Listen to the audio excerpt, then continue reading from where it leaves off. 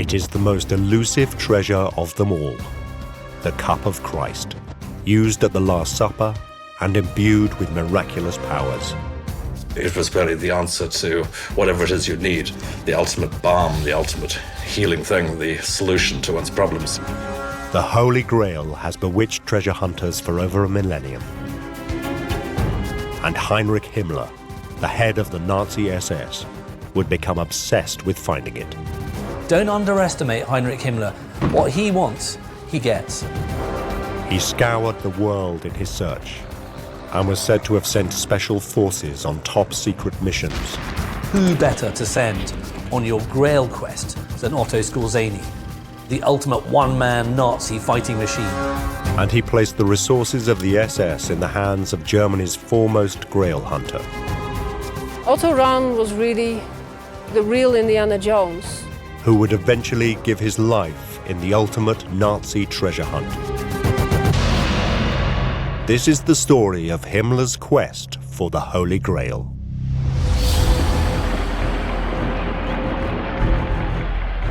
Berlin, 1933.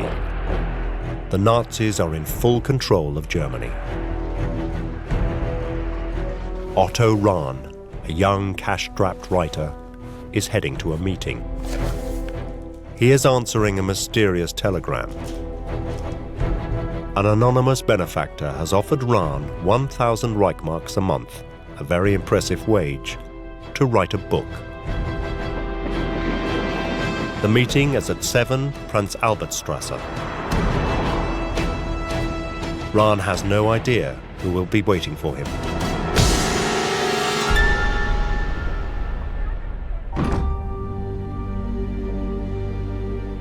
He goes there, and who should he see but Heinrich Himmler himself.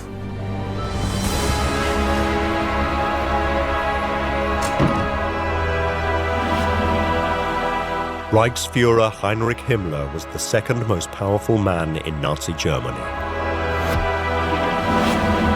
second only to Adolf Hitler.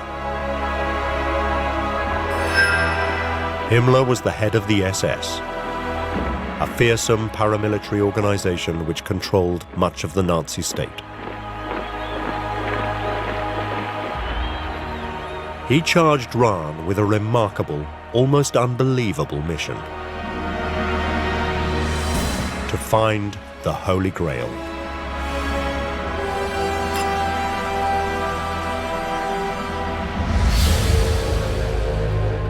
The Holy Grail is the most sought-after treasure in history. The Holy Grail is the cup of the Last Supper, the cup of Christ, that is meant to have been used to celebrate the First Communion. It is commonly believed that the same cup was used by the disciple, Joseph of Arimathea, to catch the blood of Christ whilst he was nailed to the cross. But other legends say it is even older than that the Grail was used by Abraham, the founding patriarch of the Jewish people. There are other people, of course, who think that it's the cup of Abraham.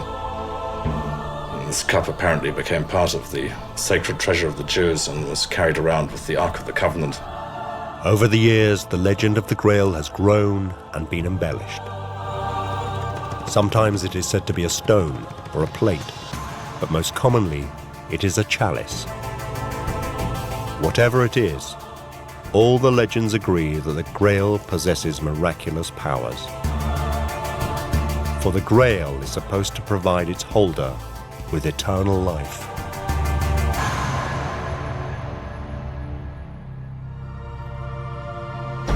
Grail is really the answer to whatever it is you need, the thing that will fill you up when you're empty, that will heal you when you're wounded.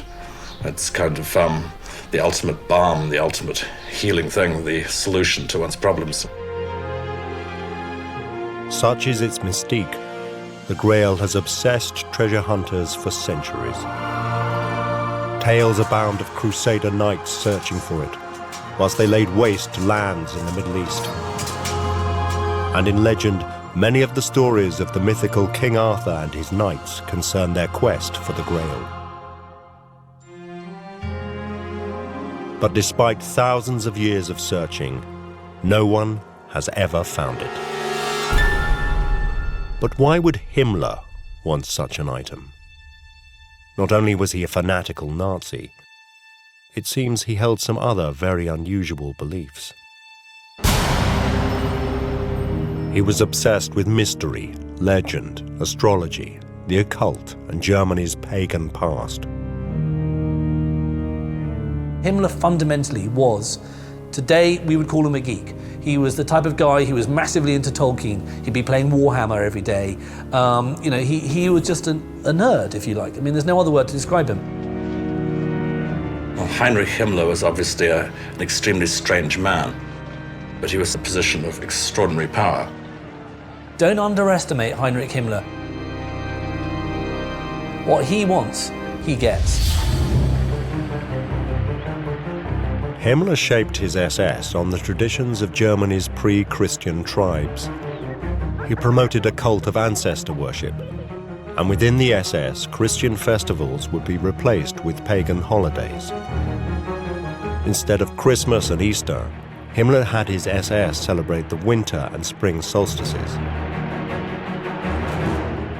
Officers were married in SS rituals called Ehrweihe. SS naming ceremonies replaced christenings. It was as if he were attempting to create a new Nazi religion.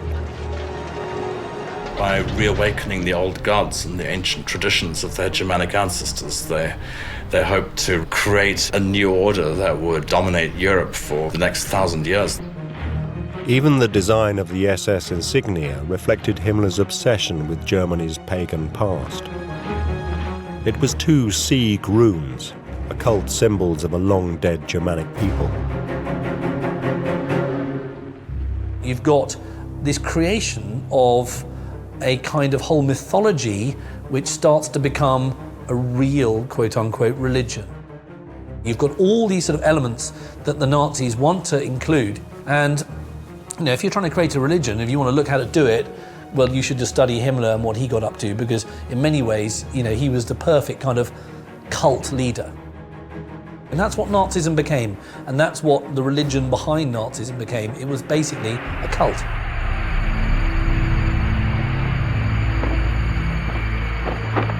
Himmler's obsession with mysticism led him to focus on one of the greatest legends of all: the legend of the Holy Grail. He selected for his headquarters Wewelsburg Castle in northeast Germany. He installed a round table and a ritual chamber in the basement of the north-facing tower.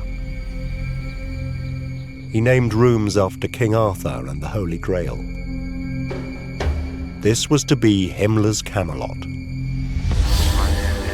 a castle for his new knightly order.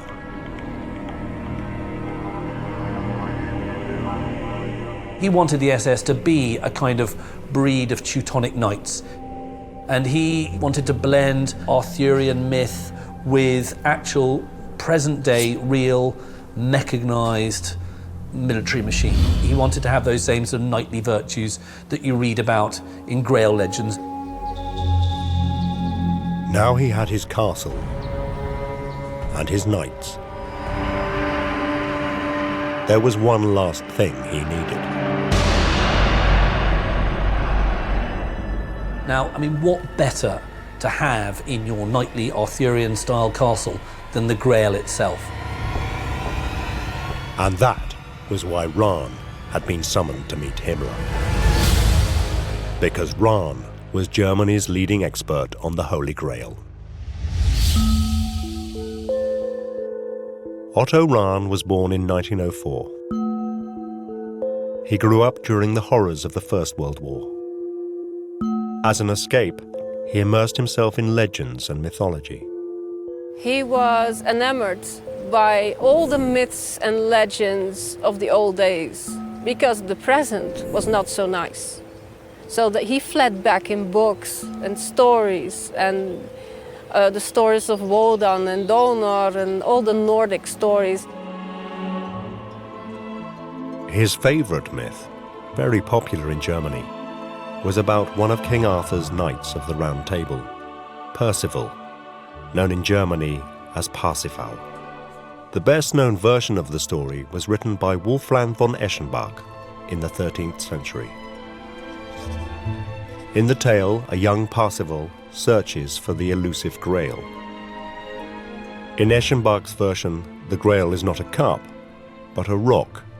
The Grail is described as a hard, dark stone, which is contained in a reliquary. And Eschenbach says whoever has this stone or is near to it will have eternal life and will be healed. According to the legend, Parsifal eventually finds the Grail in a mythical castle which Eschenbach calls Munsalbesch. Experience the past like never before with History Hit's award-winning original documentaries and ad-free podcasts with our expert historians like Dan Snow, Susanna Lipscomb, Lucy Worsley, Mary Beard, Tristan Hughes, and myself, Matt Lewis. Sign up for an exclusive discount using the link in the description and embark on your historical journey from the wonders of ancient Egypt and the life of Anne Boleyn to the rise of Napoleon Bonaparte and the discovery of Shackleton's endurance. Get history wherever, whenever, exclusively on History Hit. Rahn became captivated with the tale, believing that Munsalbesch was a real place and that the Parsifal story was actually true. He was convinced that by studying it, he could find the castle. And if he could find Munsalbesch, then he would find the Grail.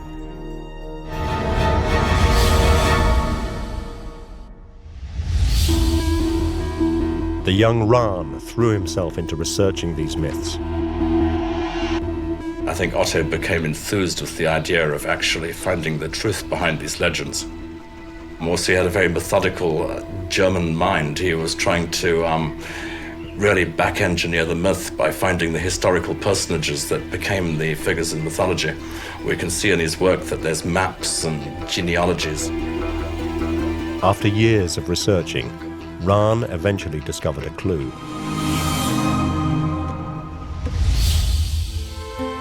He found it in the songs of the troubadours, the traveling poets of the medieval courts of France.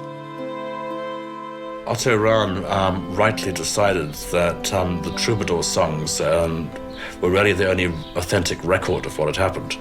That a lot of the written records had been destroyed, but through oral tradition, through the songs and through the legends, echoes of what had really come down still survived into the present day. In some of these songs, the troubadours sang of a medieval religious sect called the Cathars. The Cathars were said to have owned great treasures, including a sacred relic, a rock that had fallen from heaven. Rahn was sure that this relic must be the Holy Grail, as described by Eschenbach. The Cathars certainly were real. They were a 12th century religious sect, predominantly from the Languedoc region of southwest France. What we call Catharism is really a variant of Christianity which believed that you needed no intermediaries between man and God, that any individual could have direct communion with the divine, which meant that the entire hierarchy of priests, prelates, cardinals, the entire church was kind of irrelevant, which also bugged Catholicism no end. The Pope branded the Cathars heretics, and a vicious crusade was launched against them. And this religious group of people were hunted down by the Roman Catholic Church because they opposed the Roman Catholic Church. Across southern France, the Cathars were slaughtered in their thousands by the forces of the Pope.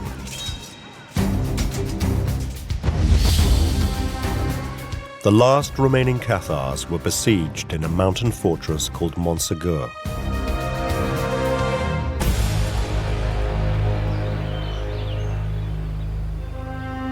Montségur was the place where the Cathars held their last stand in 1244.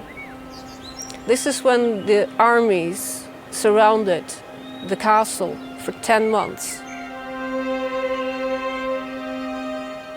Eventually, the odds were just too much for them, 10,000 against approximately 300 fighting men. after a 16-day truce. The surviving Cathars under their last priest, Bertrand Marty, were chained by the hands and the neck and dragged down the mountain at dawn, hanging them, cutting their throats as a way of destroying the faith once and for all. And finally, after they surrendered, 200 Cathars were burned at the stake.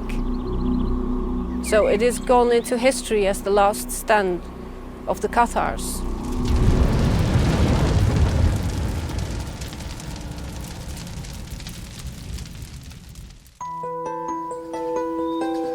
All of this was verifiable fact. But if, as Rahn believed, the stories of the troubadours were also true, what had happened to the Cathar treasure and the Holy Grail? When the Crusaders entered the castle, there was no trace of the mythical treasure, the infinite amounts of money they had expected. And over the years, various legends and rumors have accrued around what actually happened to the treasure of the Cathars, the treasures of the faith. Rahn uncovered local stories which said that the Cathars had managed to smuggle their treasure out of the castle before it fell. There was a very enduring story, a myth perhaps, that there were 4 of the Cathars who were hidden in the castle against the terms of the ceasefire, who apparently escaped the night before the burning, carrying with them the legendary Holy Grail. People started to believe that it had been smuggled out. The escaping Cathars, according to this legend, then hid the Grail somewhere in the network of caves and caverns which run for miles throughout the mountains.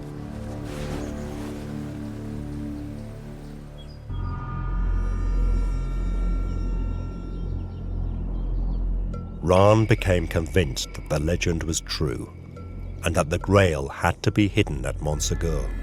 I can see Rahn's thinking in that he thought that these really were the places described in the original myth. And he was certainly very, very enthused and excited by what he had found. Otto was quite sure that he had to find the Grail here, that this must have been the place where they hid it. Even before being summoned by Himmler, Rahn had traveled to Montségur, a beautiful, remote area of the French Pyrenees. He was sure that the Grail could be found in the uncharted mountains of this region. He spent years exploring the area.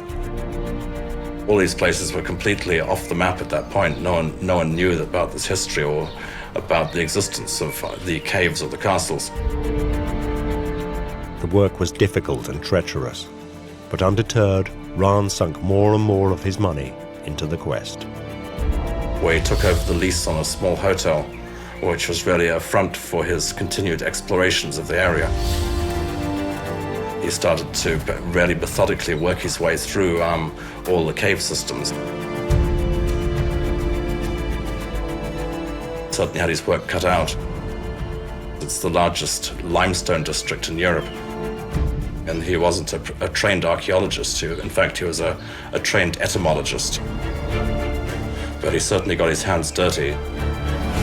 Otto Rahn was really the real Indiana Jones. He was out there. He was into the woods, he was climbing caves, he was climbing castles, he was searching for relics and searching for treasure.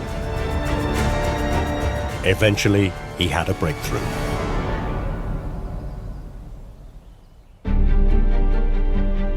Deep in the caves, he found childlike engravings, which he copied in his notebook. In a cavern known as the Bethlehem Grotto, he discovered a strange pentagonal depression carved into the wall. He believed that Cathars once stood in the pentagram when they were being initiated into the order. Rahn also uncovered human skeletons in the caves, which he believed were Cathar remains. To Rahn, this was solid evidence that the Cathars had brought the Grail here. If he could only explore deeper into the caves, Rahn was sure that he would eventually find it. But after years of expensive explorations, Rahn ran out of money.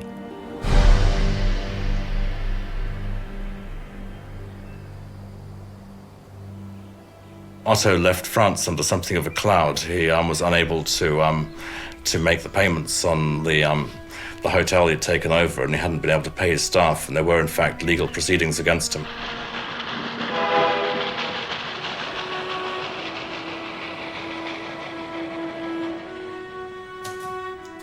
When he returned to Germany, all he had to show for his efforts were notes for a book.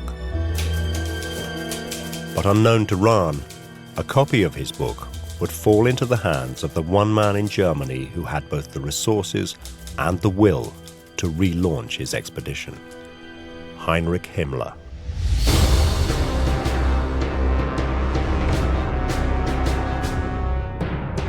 Before the Nazis came to power, people like Otto Rahn were, these kind of weedy, inconsequential figures. They're obsessed with finding the Holy Grail. This was something no one really took seriously. But then suddenly you get this whole new regime that takes these things extremely seriously. Rahn had never shown any interest in the politics of the Nazis. But now Heinrich Himmler would provide a solution to the biggest problem he faced in his quest for the Grail. Because he offered Rahn the one thing he needed: money. He was told that the SS would take over funding his research, that they'd give him all the money he needed to continue his search. The only catch being you'd have to wear a black uniform and report to his superiors. Rahn now found himself in the SS, an organization recruited from the Aryan elite of Nazi Germany. Its members were required to prove their ethnic purity and trace their German bloodline often as far back as the 18th century. It ran some of the most intimidating branches of the Nazi state, including concentration camps and the secret police. Despite this, Rahn seemed to have no concerns about joining. When you don't have any money and somebody offers you 1,000 Reichsmark a month, and the only thing you have to do that is to join the SS. And you could have a carte blanche, you could go anywhere in Europe and do your hobby. Otto's hobby was to research. So he said, yeah, I'll take the money, I'll go find, treasures and stuff. Why not?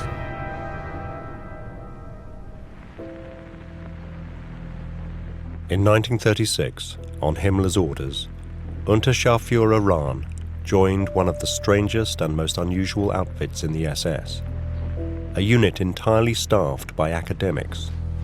It was called the Ahnenerbe.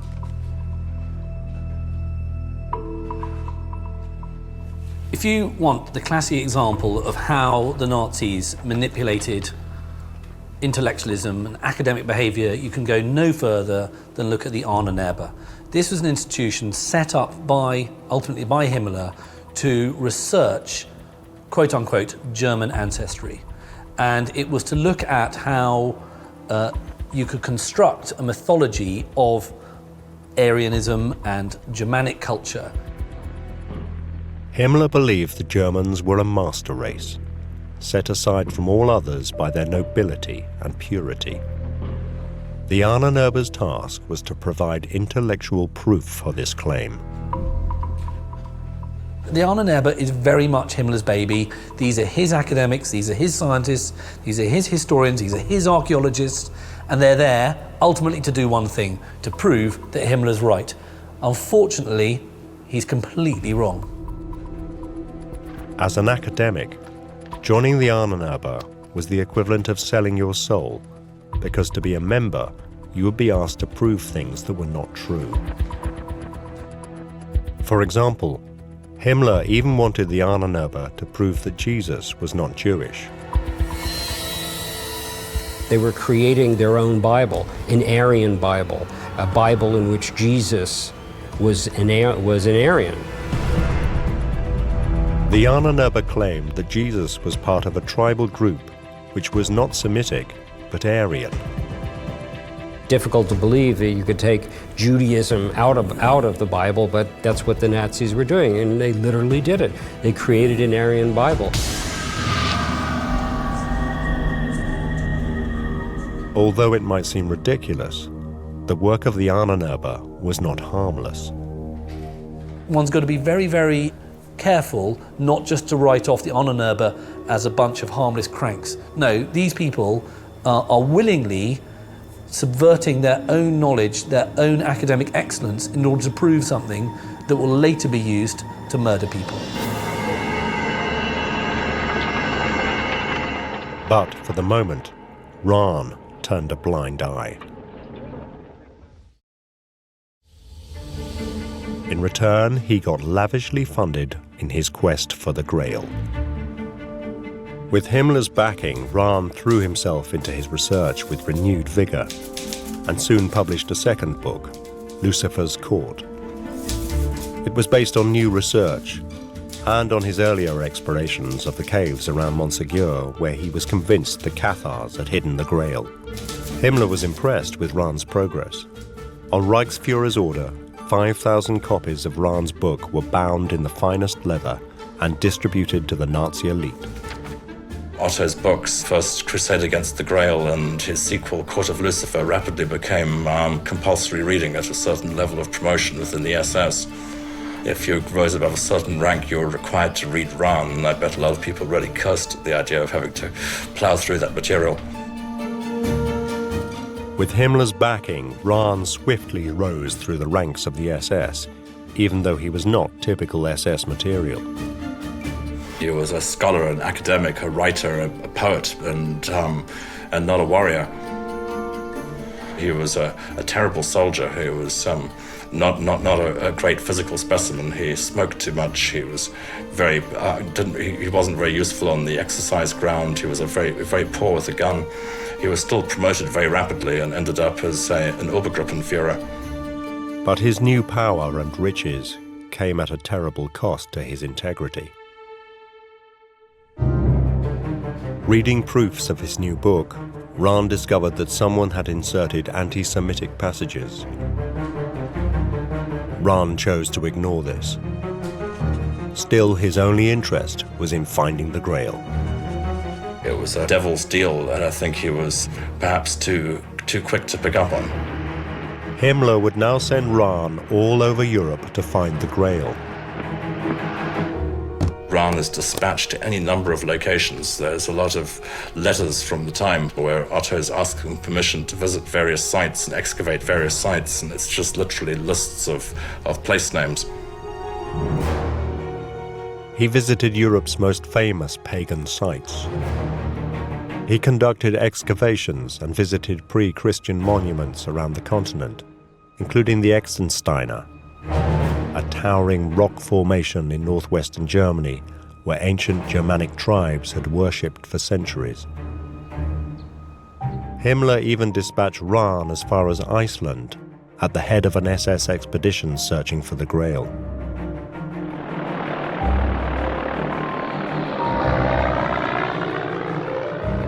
But despite a worldwide quest lasting over 2 years, Rahn couldn't find it.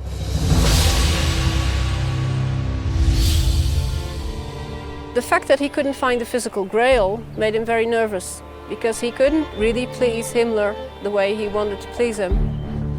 Little by little, Rahn began to lose Himmler's confidence. There's an increasing desperation in the way that Otto attempted to safeguard his position. He was desperate to try and come up with some kind of material evidence for Himmler, to try and show that he was actually of value to the Nazi Party after all. And when Rahn returned from one of his trips, he began to see the SS for what it really was. A terrifying force that oppressed and brutalized its victims. Really, it became a kind of a state within a state, almost like a parallel form of the police force of the army. Otto was away a lot, so he didn't really see it much. And when he did come home in Germany, he noticed the change, he noticed the difference.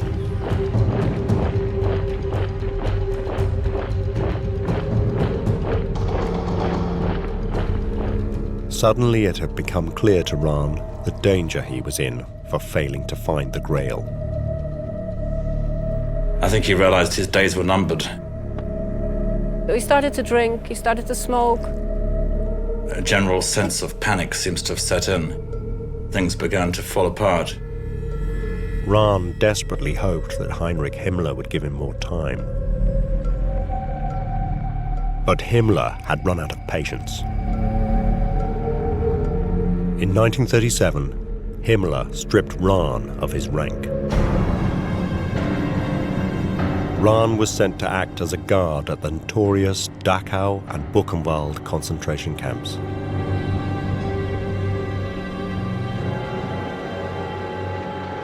The concentration camps were built by the Nazis to imprison political and social undesirables. At that time, inmates in Buchenwald included socialists, communists, gypsies, Jehovah's Witnesses, and homosexuals, who were herded into inhuman conditions. He saw people being hurt, beaten up, murdered. He wanted to get out of there quick. He didn't want to have anything to do with it. He wanted to flee. He wanted to go somewhere else, live somewhere else. He asked several times to live here in France, but it was denied. He didn't really want to be part of the Germany that it had become. He wrote to a friend, "I have much sorrow in my country. Impossible for a tolerant, liberal man like me to live in a nation that my native country has become." He was scared out of his senses. there was a particular reason that what Rahn had seen at Buchenwald filled him with terror. Because he was hiding a dangerous secret. He was himself homosexual. He had covered this up from the SS from the very beginning because obviously homosexuality, just like being Jewish, was something which would get one sent to the camps. Certainly a lot of people died for the same reasons. And there was something even worse. Rahn wasn't a pure-blooded Aryan. He was Jewish.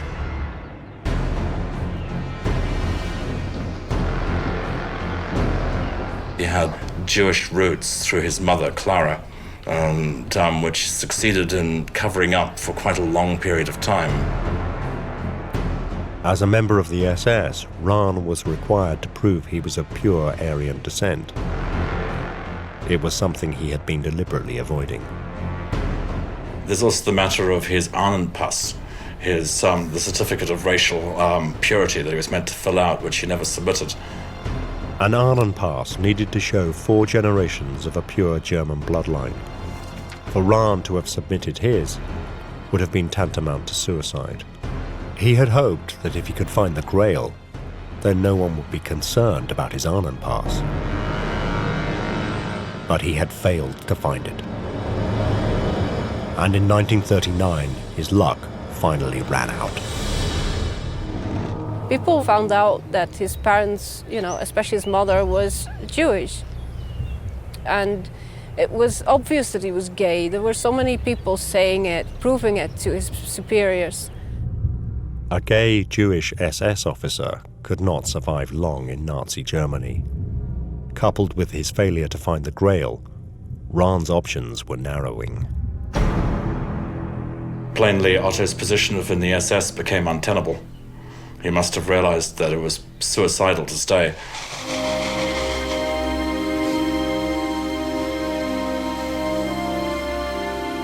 In March 1939, Rahn traveled to the German-Austrian border. High in the snow-covered Alps, he headed out into the mountains. Here, winter temperatures sit well below freezing.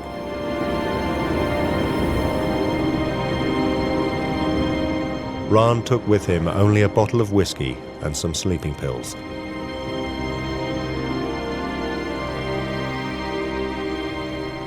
It is interesting that it was very close to the 16th of March, to the anniversary of the fall of the Chateau of Montsegur and the burning of the Cathar martyrs. Maybe he chose that date deliberately. I think he chose the Endura, the death of the Cathars, to sit in the forest, in the middle of the forest on a mountain slope with a magnificent view. Took a couple of bottles of sleeping tablets, knowing that he wouldn't wake up because he would freeze to death that night. A notice in a Nazi newspaper reported it as a tragic death of an outstanding SS officer and scientist.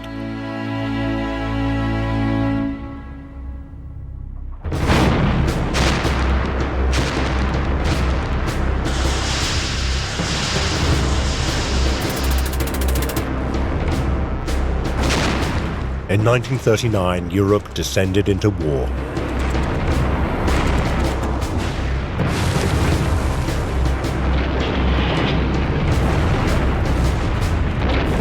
Himmler's SS were in the thick of the fighting. But even so, the Reichsfuhrer continued his search for the Grail throughout the war. Yeah, one might readily have assumed that the death of their Parsifal, their lead Grail hunter, might have closed down the whole program. But this wasn't entirely the end of Himmler's interest in the occult and the archaeological oddities of the past.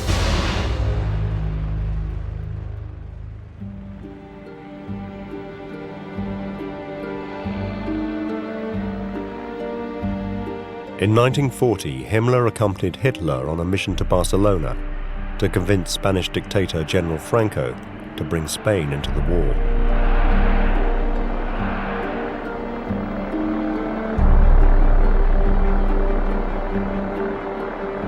But Himmler had an ulterior motive for traveling with the Führer to Spain.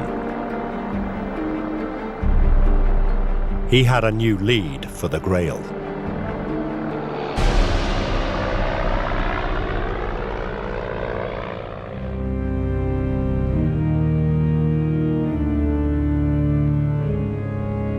It took Himmler to Montserrat Abbey in the Pyrenean Mountains, an hour from Barcelona. An abbey built on the foundations of an ancient castle. The SS had uncovered an age-old Catalonian folk song about a Grail-like mystical font of life at that castle.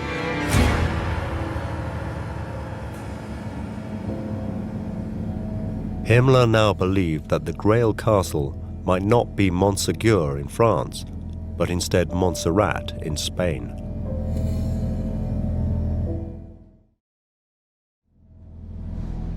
Himmler ordered that the sole German-speaking monk at the abbey, Andrew Ripple Noble, should help him with the quest.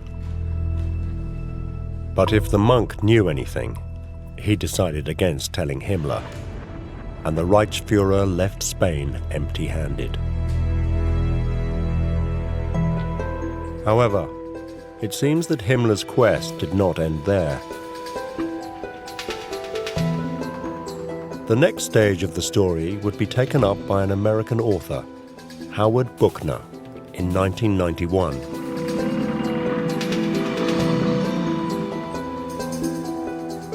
As a young man in 1945, Buchner was part of the American advance through Europe. Like Rahn, he would become fascinated with the legend of the Grail. Colonel Howard Buchner had been a surgeon with the American Army 3rd Battalion and was allegedly the first Allied doctor to enter Dachau. There, he supposedly uncovered information from a captured SS officer, which he included in his book about the Nazi quest for the Grail. Buchner wrote a book called Emerald Cup, a very curious book. According to Buchner's sources, now that Himmler had ruled out Spain, he once again focused his attentions on the French Pyrenees. But this time, he decided on a radically different approach. Frustrated with the efforts of academics such as Rahn, Himmler now called upon one of the Reich's greatest military heroes to take up the quest. Otto Skorzeny. He's a bear of a man. He's very tall, he's very charming, he's very imposing, he's got a dueling scar down one of his cheeks, and in many ways he's a pretty unreconstructed Nazi. Skorzeny was the chief of Germany's special troops, the most famous and feared commando in the German army. Bold, fearless, and a hero to the Nazi faithful. Buchner claims that Himmler had dispatched none other than Otto Skorzeny, the famous paratrooper and commando, allegedly the most dangerous man in the world, to retrieve the sacred treasure. Himmler's tried the academics, he's tried the boffins. Why don't we send Otto Skorzeny? Skorzeny was more than qualified for the task. In September 1943, he had led a daring raid on a prison in the Italian Alps to free the captured Italian dictator, Benito Mussolini. Dropping in by glider with a squadron of elite German commandos, they came under heavy fire.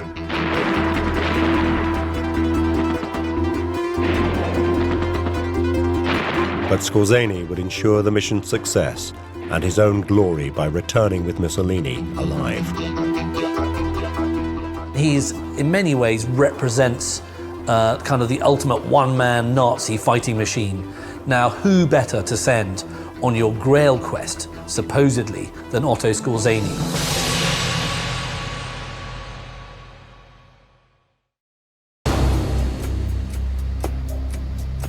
So, according to Buchner, in March 1944, Himmler charged Skorzeny with yet another top-secret mission. But this time, to the castle of Montségur in France to find the Grail.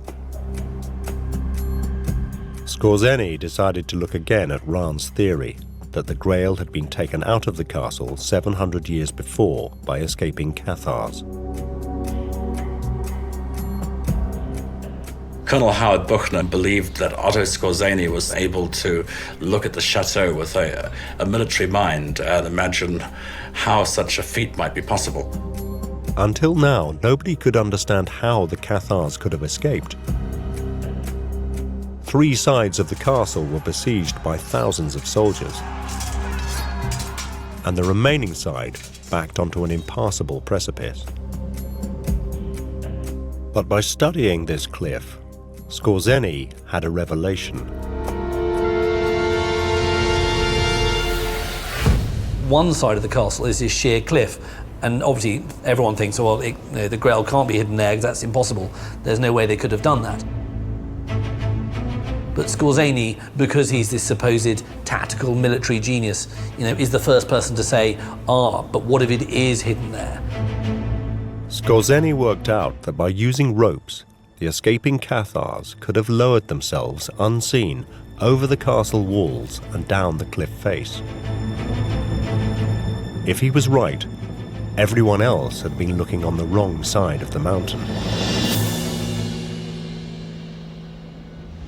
Skorzeny quickly assumed that the Cathars would have taken the least likely route out of the castle and escaped down the sheer side of the cliff.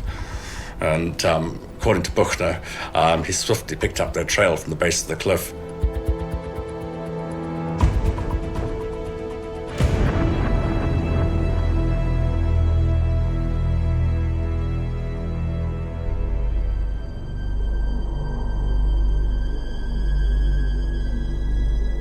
Six days after Skorzeny was said to have arrived at Montségur, it was the anniversary of the Cathar massacre. March the 16th, 1944 was the 700th anniversary of the fall of the chateau. A small group of local people chose to mark the occasion with a simple ceremony at the base of the castle.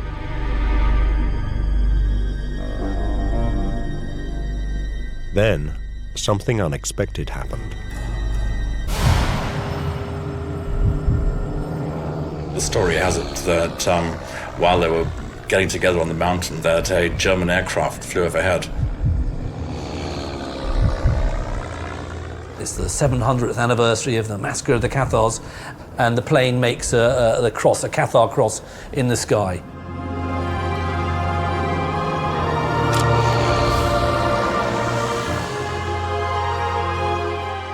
Howard Buchner claims that this was a sign from Himmler that Skorzeny had been successful in his mission in recovering the Emerald Cup.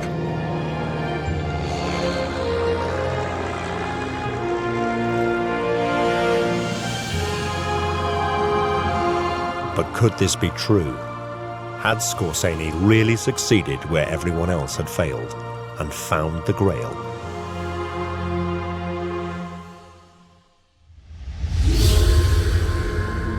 Buchner's story is certainly entertaining, but there is one fundamental problem with his account. And that concerns Otto Skorzeny.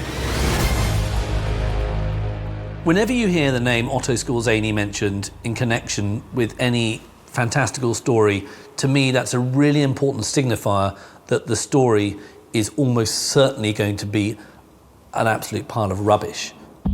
Although Skorzeny was a real person, captured by the Allies at the end of the war, he could not have led this mission. By linking Skorzeny's alleged retrieval of the Holy Grail to the 700th anniversary of the fall of the castle, it means that he would have to have been here on the 16th of March, 1944.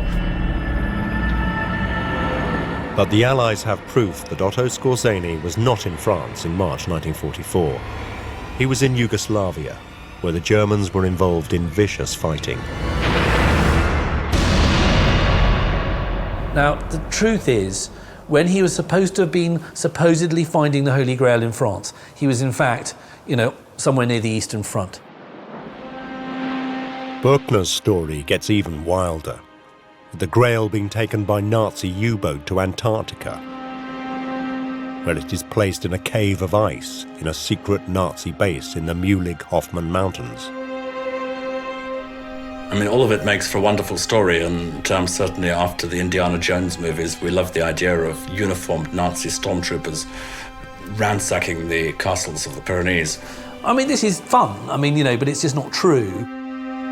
But even though Buchner's story is just fantasy, the story of the Nazi hunt for the Grail is not. Heinrich Himmler was obsessed with mysticism, and he did fund expensive expeditions for the Grail, including Reims. But he never found it, because in all probability, it never even existed. Heinrich Himmler was eventually captured by the Allies at the end of the war and committed suicide whilst in British custody. This is the house in Lüneburg where Himmler committed suicide. In that room, the most despicable of all German criminals contrived to take poison after arrest. But the horrifying truth is that millions of people across Europe would lose their lives on the direct orders of this man. Orders which the Nazis attempted to justify through the work of the Ahnenerbe and men like the Grail hunter Otto Rahn.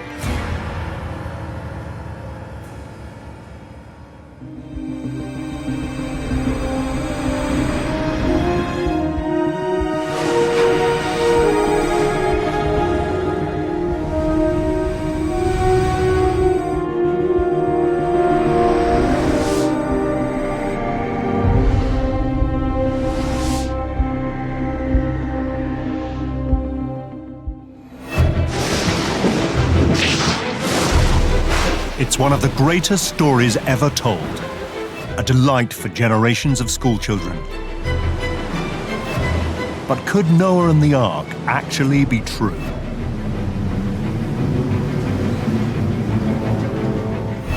Three American Christians were convinced it was. They were prepared to face danger and death. Its name in Turkish is Aredag. It's the mountain of pain.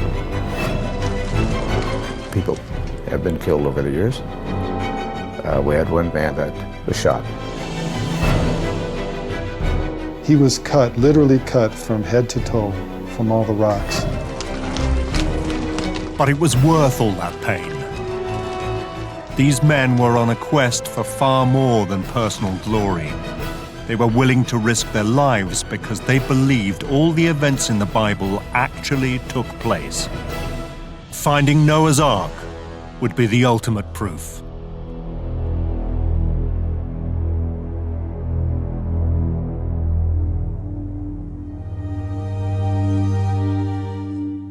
Of all the tales in the Bible, Noah and his ark is perhaps the most fabulous. It has been a staple for Hollywood ever since the movies began, not to mention a dominant subject for Western art. Fed up with their sins, a vengeful God decides to wipe out the entire human race and start again. The one good man on earth, Noah, and his family will be saved. God orders them to build a giant ark, 300 cubits, roughly 450 feet long, and to take into it a male and female of every animal, so that when the flood is over, life can start again.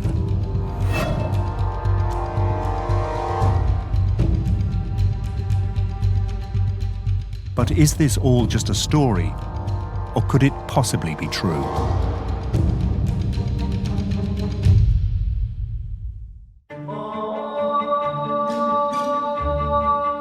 In the 1980s, there was one American who was determined to find out. Even if it meant searching for an ancient boat on a massive mountain in bandit country where the locals worshipped a very different god. But then this explorer was used to hostile environments.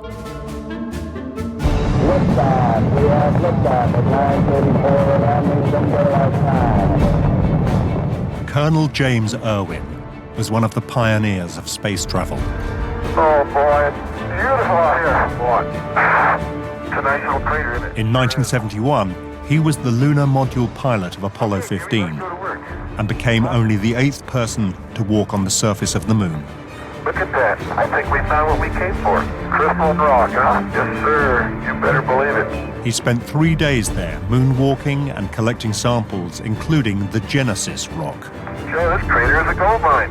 And there might be diamonds in the next one. To the untrained eye, it looked like just another rock. But its large crystals showed it to be a section of primal lunar crust, formed during the earliest history of the solar system. It was a key to many mysteries. It stands as a major clue in unraveling the formative processes of the moon, the Earth, and the planet. That rock made Jim Irwin famous. It was named after the book of Genesis, the first part of the Bible which tells the story of the creation of the world. According to the Bible, this happened some 6,000 years ago, but when scientists actually examined the rock, they announced it was a lot older, some several billion years. But what the public didn't know was that something else took place to Colonel Irwin on the moon, which was far more profound, at least for him. Contact. Bam. Roger, Roger, Falcon. What drove him these last 20 years of his life was the experience on the moon. He would have problems on the moon, like the lunar rover wouldn't work. The lunar rover was the vehicle that had been developed especially to cope with the precarious conditions on the moon's surface. But it developed a major problem. The steering wouldn't work. I don't have any front steering, Joe. Stuck with rear steering, Dave. Yeah.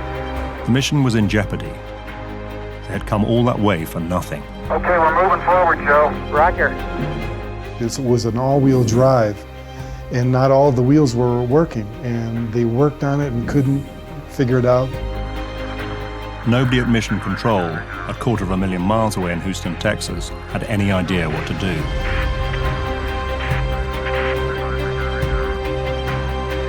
That night, Jim Irwin prayed to God.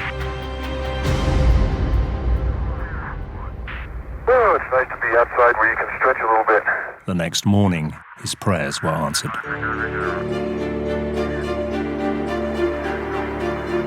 August 1st, Scott and Irwin prepared for their second day on the moon.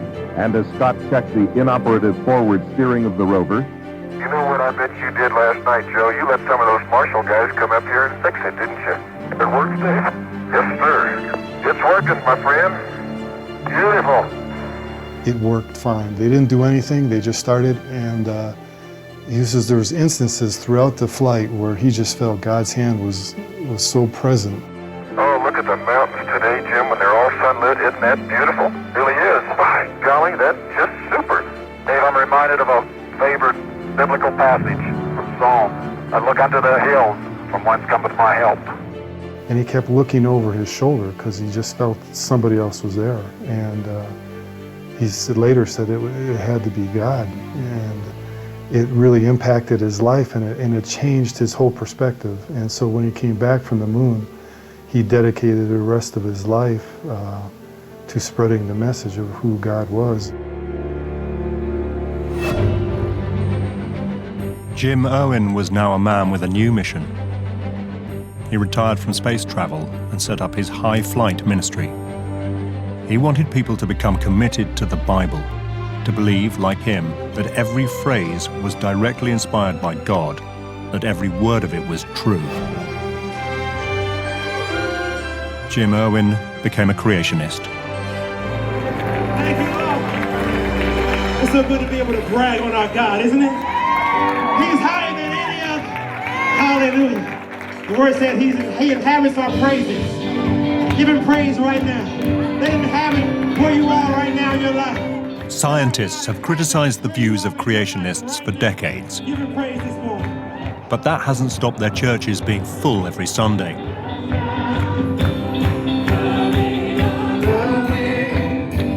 Others might ridicule them, but here in Manassas, Northern Virginia, they are quite convinced that evolution is wrong.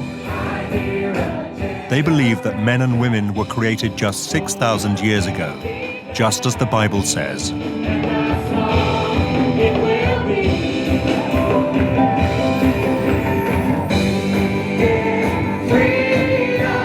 And what better way to prove it than to find the ship of Noah? It would transform not only our understanding of the origin of species, it would even be clear evidence for the existence of God.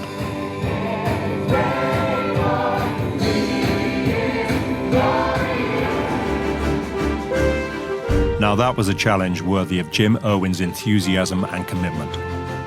It would combine his love of adventure with his new commitment to God. He read his Bible more carefully than ever before. If it said it in the Bible, it was fact for Jim. And so the fact that in Genesis it speaks about the Ark of Noah, and it just stirred inside him the thrill of exploration. I can be a part of something of biblical proportions that would affect the whole of mankind. So he delved into all he could to find where it might be and how to go about finding it. So in between meeting world leaders and heads of state, he planned his second great expedition. This time, not with fellow astronauts, but with family and friends, including his new son-in-law. We were on a run up in Boulder, Colorado. We came to a high spot overlooking the city, and he goes, you know, I'm thinking of heading to Turkey to look for the Ark of Noah. Would you be interested? Interested? John could hardly contain his enthusiasm. To me, it was an adventure with the man who had walked on the moon. What would you say, but how soon? When can we go? Tomorrow? But if space travel had taught Jim Owen anything about exploration, it was the importance of preparation. And so they started practicing on the hills near their home in Colorado Springs. We spent the next year getting in shape physically and preparing and going to the store and buying the equipment that we would need. It was great fun. But for Colonel Owen, it was much more than that. There could be no greater prize than finding Noah's Ark. It truly would be one small step for man, one giant step for mankind. And the amazing thing was, the Bible had told him where to look.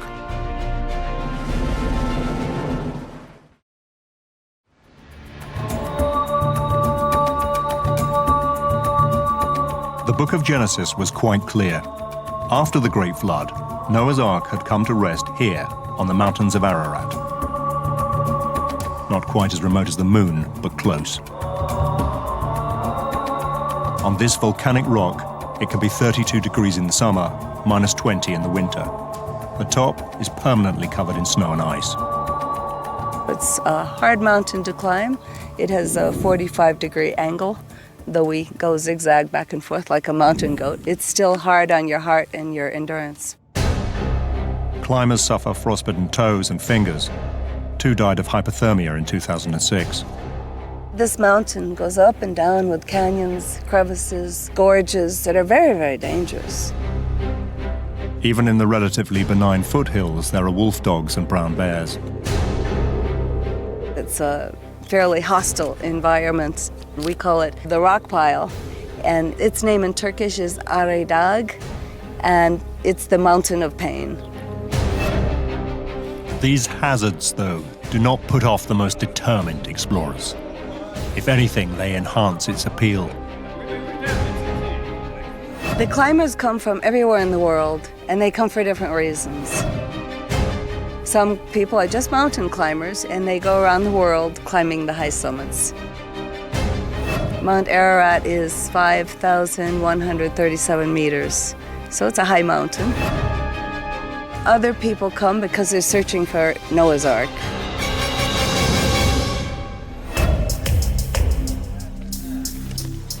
But few were as serious and committed as Jim Irwin. He needed to be. His task was huge.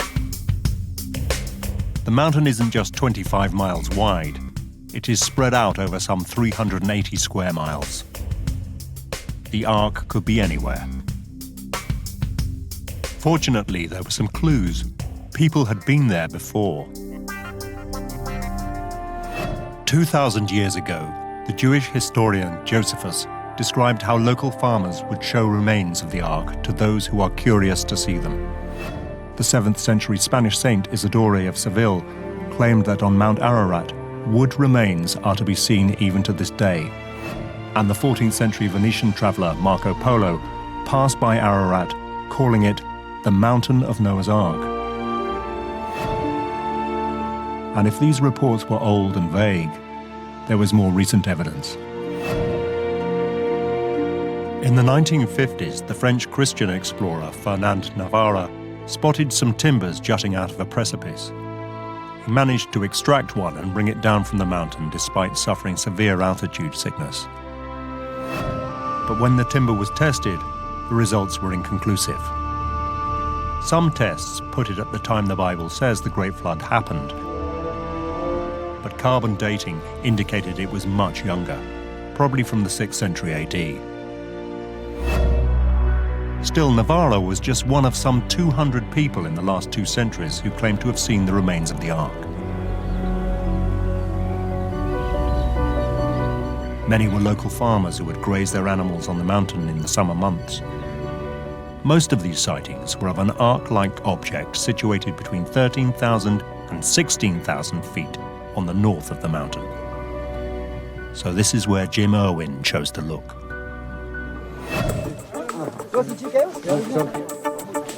In the summer of 1982, he set out up the slope of Mount Ararat with a small team, including his son-in-law, John Christensen. That first morning, we were in a base camp in a smooth plain.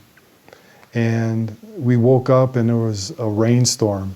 And there was a rainbow that came right into camp. And we were like, oh man, this is going to be good, because right after the flood of Noah was the first rainbow, and we thought, this is a sign, and it's going to be good. Jim Irwin was back in his element. I remember him talking to a shepherd on the mountain. This man had spent his whole life as a shepherd, and now he's old and weathered. And he meets Jim, and Jim is explaining to him through the interpreter, yes, I've been on the moon. And the way he treated that man, that shepherd, was with such tenderness and compassion.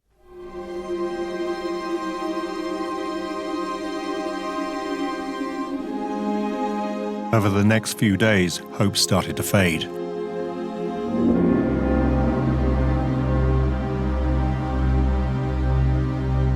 Every crevasse, gully and glacier which might be hiding the remnants of an ancient boat was explored, But that rainbow never reappeared.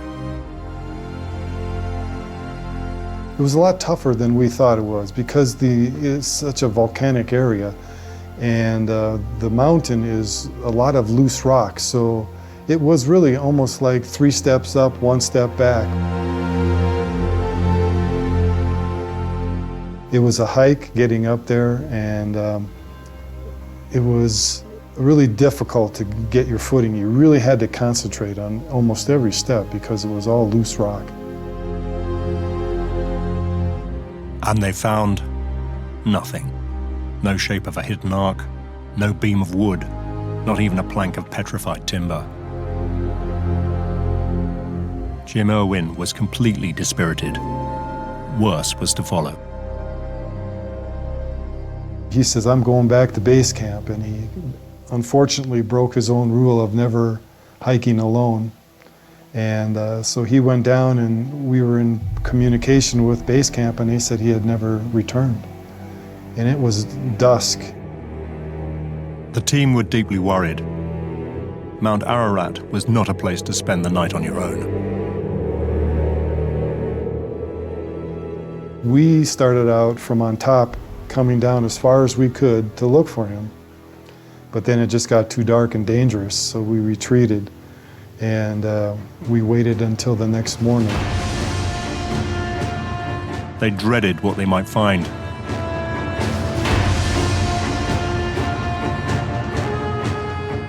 And at first light, we found him down at the end of a rock field.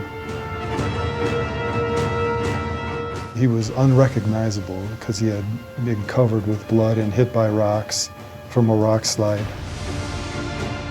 He was cut from head to toe from all the rocks. There was no medical equipment on hand. Nobody was quite sure what to do.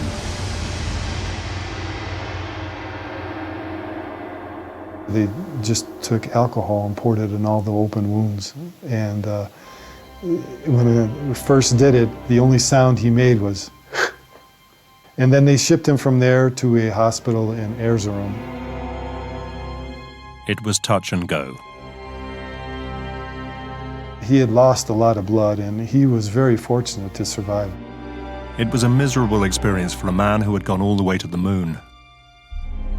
But it did not deter him from going back several more times, always to return empty-handed. There had been people telling him that, you know, you're going to find Noah's Ark and it's going to happen, and we all thought if there was going to be somebody who finds it, it's going to be Jim. Liftoff, automatic. It was, in fact, the great disappointment of his life. The man who journeyed into space had failed on his other great journey on Earth. Jim Irwin died in 1991 of heart failure. He was only 61 years old. I miss him a lot, a lot. To get him to laugh, it was like gold. And so I miss his laughter. I miss his heart and his compassion. Shortly before he passed away, he said he had done all I possibly can, but the Ark continues to elude us. It was easier to walk on the moon. I think because of his experience on the moon, that he felt the Lord had given him a platform for speaking about who Jesus was. So I think being a part of finding something biblical that was his heart's desire, I think that would have in the end given him more fulfillment. I do. But Jim Irwin's failure to find the Ark did nothing to dampen down speculation. Instead, it encouraged a new generation of Christian explorers to succeed where he had drawn a blank.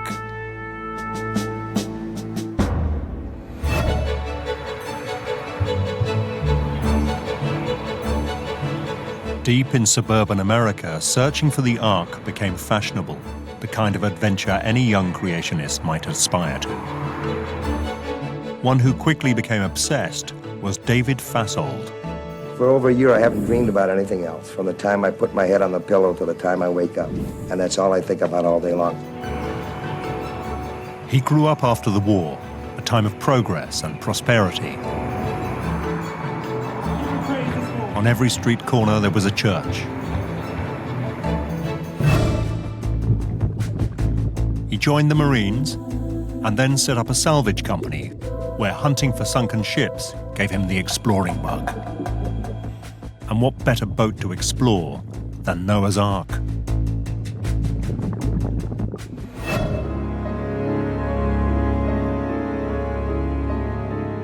Fasold knew the story by heart. He'd been brought up as a member of the Plymouth Brethren, an evangelical strand of Christianity known for its strict adherence to the Bible. Now he read his scriptures and pored over other ancient texts late into the night. He reached an interesting conclusion. There was nothing in Genesis that said the boat had to be on Mount Ararat itself. It could be anywhere in the area. One of the problems we have is that all of these expeditions are of Mount Ararat. The Bible does not say Mount Ararat. The Bible says the mountains of Ararat. And that is probably a very different place. With his knowledge of boats, Fasold thought it much more likely the Ark would have ended up further down. And that's when he discovered Durupinar. In 1959, a Turkish pilot was flying over Mount Ararat on a government mapping mission when he noticed a strange mound 17 miles south.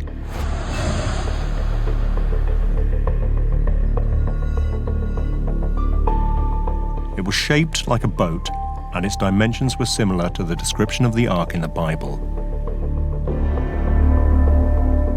Its height was exactly the same.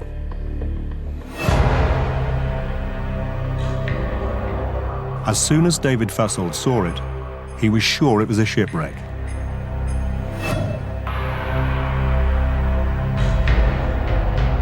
And he was convinced he would be the person to prove it.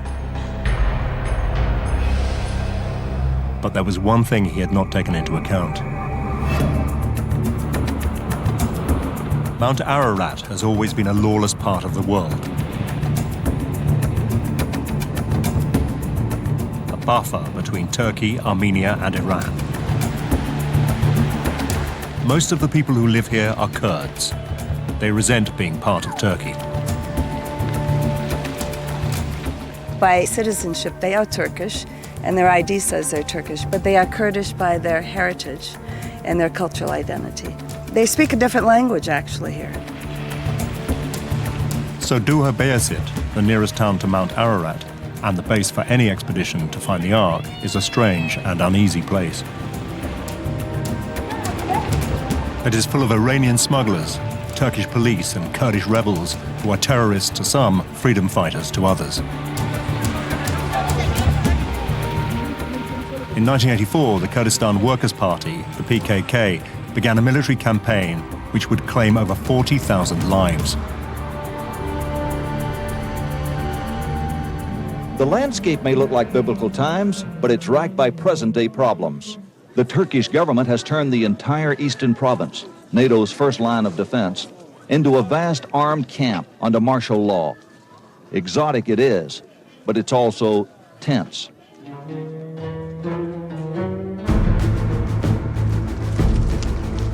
To draw attention to their struggle, the PKK targeted tourists. They did not have far to look. Colonel Jim Irwin had helped make Duha Bayazit a magnet for a new group of Christian Ark searchers. Well, there have been people that have been killed over the years. We had one Turkish man working for us that was shot. There have been a lot of people that have been hurt physically and financially. But we've got a job to do, and whatever the cost.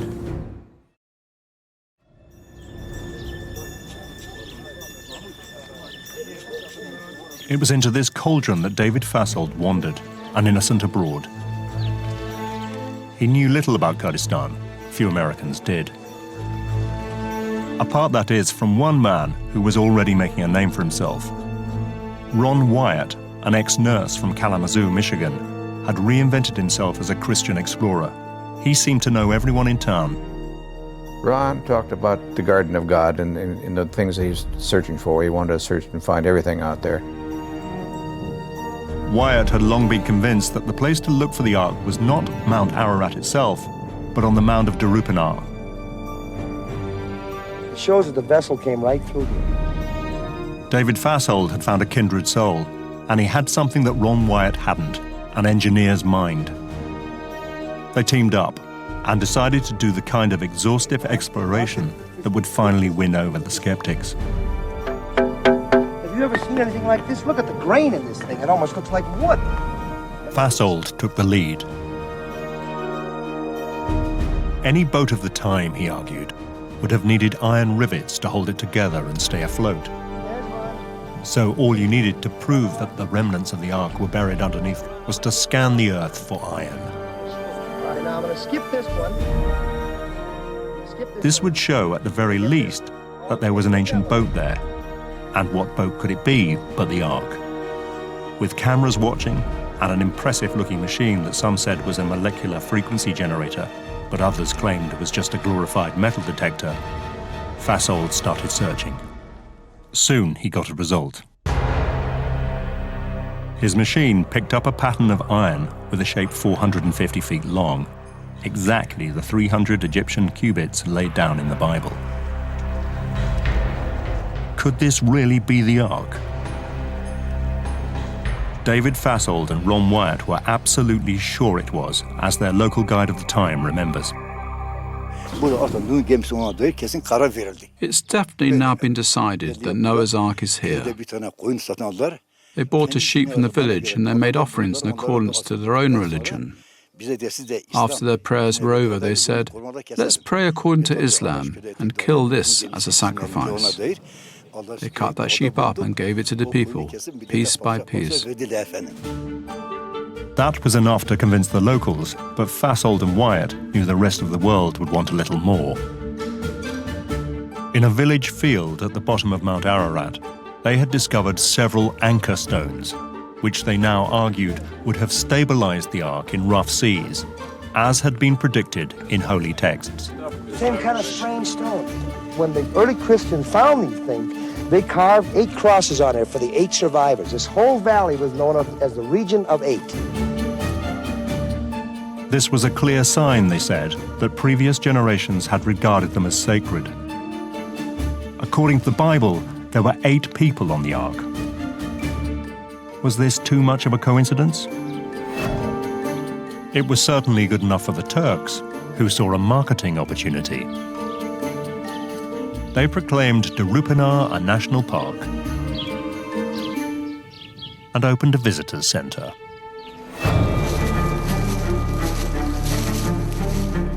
The Kurds saw an opportunity too. The PKK kidnapped Wyatt and 4 other members of the team. They were held for 3 weeks. Ron Wyatt came home 20 pounds lighter and walking with a slight limp, but in otherwise good health despite being held hostage for 3 weeks. When they were released unharmed, it was a major news event. They couldn't speak our language, but we got the message right quick. They made us put our hands up, and then they took us off up through the hills. Wyatt says he and his companions were lined up for execution. They would have killed us. Wyatt appeared in good health and good spirits, and he says he's convinced now more than ever he has discovered Noah's Ark. Christian America treated them as heroes. Fashold and Wyatt's discoveries led to fame, TV specials, and best-selling books.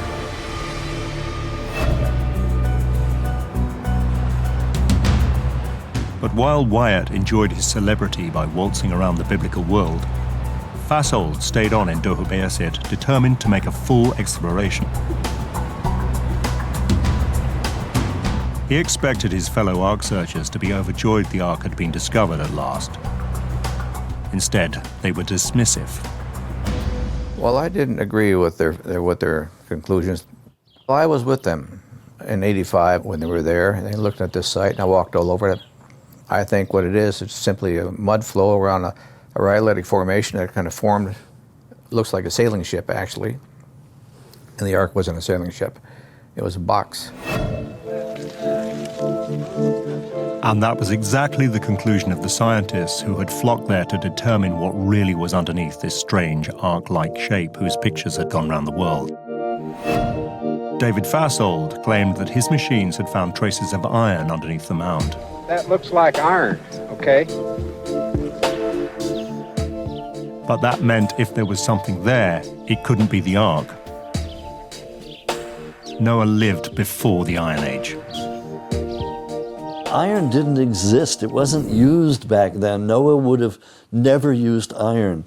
The way you're building boats right up till 2000 BC and even later is with mortise and tenon, with wooden joints and pegs.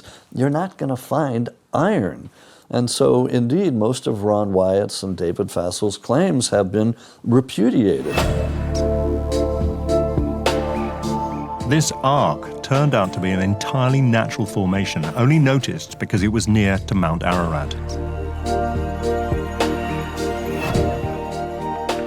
Even the anchor stones were not unusual, but found all over this ancient land. And those 8 crosses weren't Christian, but pagan.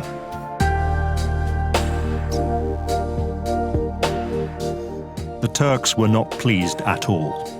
They had spent a lot of money on their visitor center. Their signs said it was the site of Noah's Ark, and that's what it remains, even today. Noah's Ark National Park. It's a lovely walk for about an hour, hour and a half. We have a picnic lunch there. The rock goes straight up like it forms a boat. It's a very interesting rock formation. I ask everyone, what do you think, Noah's Ark? They said no, interesting rock formation. With evident sadness, David Fassold changed his mind. Derupinar was not the site of Noah's Ark. It never was.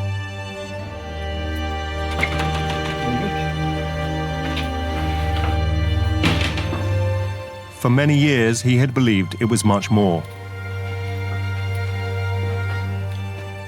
And when his belief faltered, he never really recovered. He died a few years later at the age of 59 of cancer, possibly brought about by those long days in the Turkish sun. Even more than Jim Irwin, the search for Noah's Ark had taken its toll. When he died, he was penniless. He'd spent all his money looking for the ancient boat.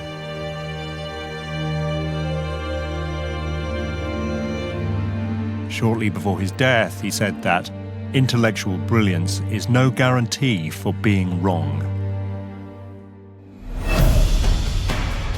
But one Christian Ark hunter has no intention of being wrong. Richard Bright has given his life to searching for the Ark.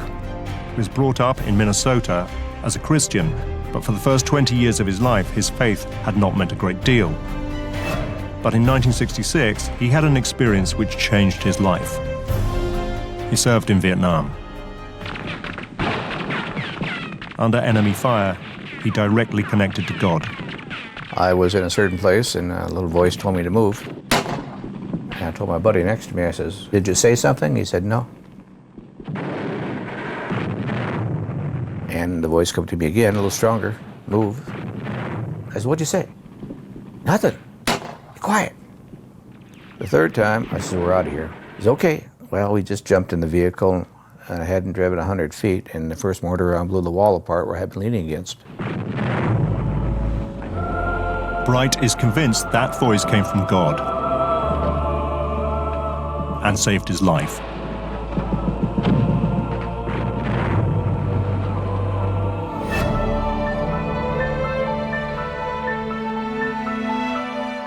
In the 1980s, he met another person whose life had been changed by God, Jim Irwin.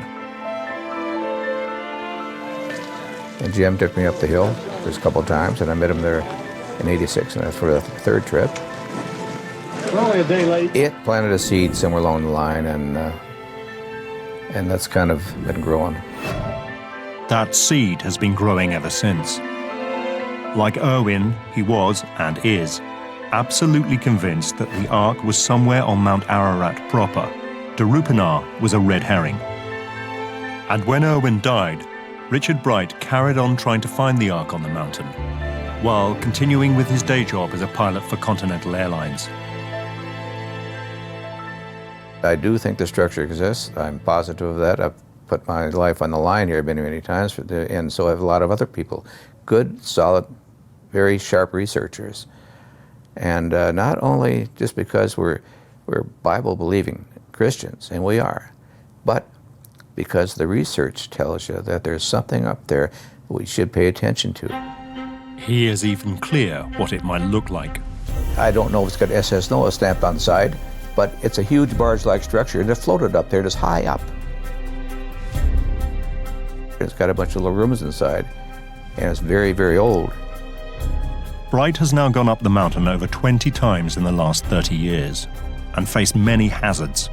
He is sure it is only God that has kept him alive. At one point, I remember the rocks, big rocks falling toward me, and I had no place to go. And so I kind of dove behind a little small rock that was about shoulder high. And the rocks were falling all around me, big boulders. And then I looked up, and I saw the biggest boulder I'd ever seen coming right at me, right here. So I says, Jesus, I need you now, right now, Jesus. Angel's wings, I need you now. Something to that effect. Well, this little rock I was hiding behind was just barely above my shoulders, and this monster landed on top of the rock. It skimmed over the top of me.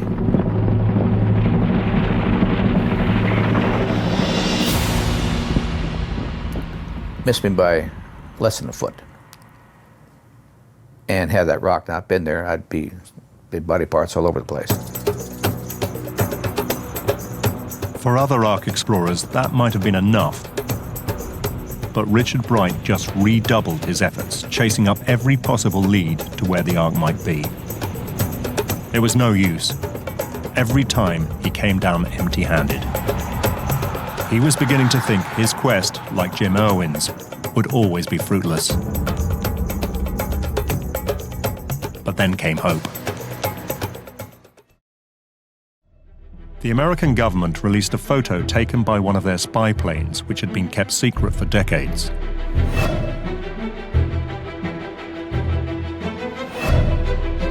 It showed an unidentified shape high up on the northern slope of Mount Ararat in exactly the same place as many of the most credible sightings had been. Was this the Ark? And then in 2003 came something else. New satellite photos did indeed pinpoint something unnatural that looked a lot like the prow of a boat. It seemed a sign that Bright's long search might finally be coming to an end. And then he met a witness. A Kurdish shepherd told Bright in convincing detail how he had seen the Ark high up on the mountain when he was a child.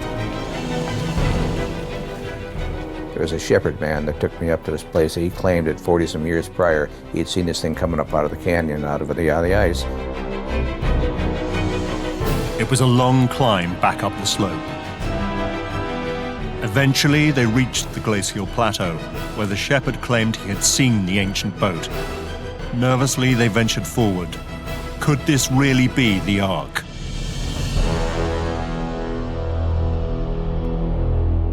Their hearts sank when they realized the place where the Ark was said to be was now covered by a collection of boulders.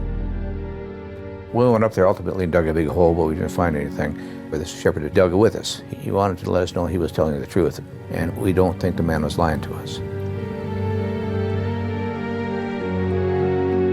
Bright believed him and started putting together a team that could uncover the Ark once and for all. But he then realized he had a rival. This team were creationists too, but they were not from the American suburbs, but from Hong Kong, a city known more for its pragmatic commitment to making money than for any biblical belief. They called themselves Noah's Ark Ministries International, and in 2007 they announced a great success. They had found a piece of ancient petrified wood, which they had dated as 4,800 years old. But others were not so sure.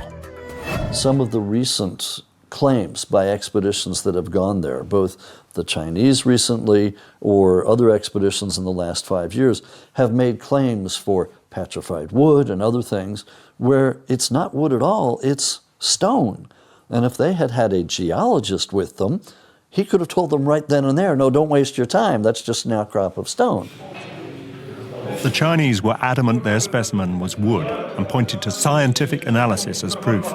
Some of Richard Bright's colleagues did join forces with them for a while, but the collaboration didn't last long. Like many climbing arrangements, what sounds good over a cup of mint tea tends to evaporate 15,000 feet up a freezing cold mountain.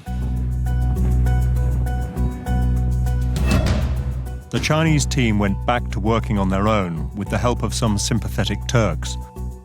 Soon they claimed an amazing find. Down a gully underneath a glacier, they found the Ark. And they even filmed it. My initial reaction when I heard the news of the Chinese expedition that had found Noah's Ark was, oh boy, here we go again. The Chinese video showed their team deep inside a crack in the mountain.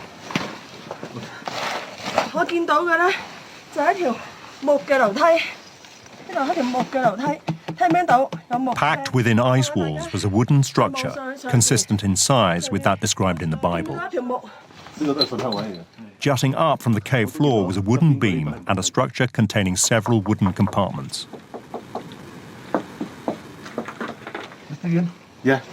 Back in Hong Kong, the Chinese announced their finding to the world at a press conference. They were 99.9% certain this was the Ark. The media onslaught was amazing for this. I mean, all of a sudden my phone starts ringing and I've got people calling and Fox News wants to see my opinion and Good Morning America, and it was well beyond the usual. And that was because these people actually had photographic evidence, or so they said. Suspicions grew when the Chinese would not say where the site actually was. So, making use of the close contacts she had with the families of the Kurdish guides who control the mountain, Amy Bean went to look for herself.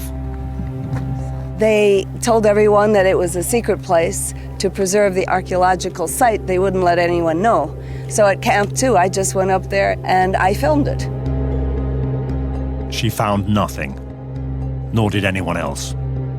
And skepticism about the Chinese discovery turned to disbelief. I would say 100% I do not believe it. It was too good to be true. That's the way I would phrase it. It was just too good to be true. We've never seen anything really published since. No scientific article, no backing up of the claims. And then there are fights between the people who took them up Mount Ararat and the ones who didn't. And it just expands. And all of a sudden, you're in this morass of a soap opera, which, you know, if you found Noah's Ark and it's real, it doesn't deserve that.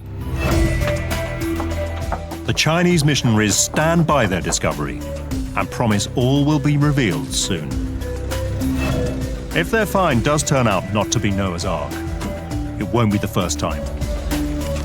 Many of the Christians who have come to find the Ark in the past have had plenty of money.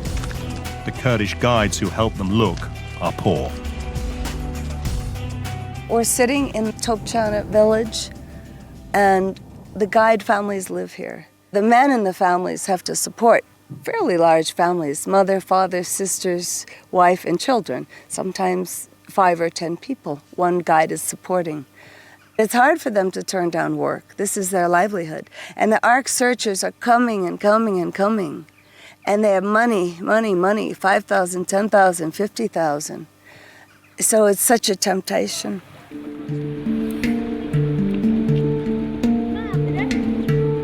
It is summer in the valley. The snow line has receded on the great mountain of Ararat. Everyone is looking forward to the short tourist season. Soon the climbers will arrive.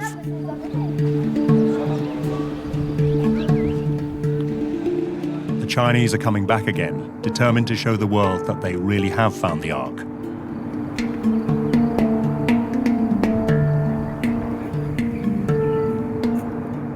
Other creationist teams are here too, including veteran Noah's Ark explorer Richard Bright, this time with his dream team. The best on the planet as far as I'm concerned. We've got some wonderful people. These people that know how to climb and get things done. We've got scientists on board this team. And one of those experts is his real calling card. After many years seeking the Ark alone, he now has the help of a real American star.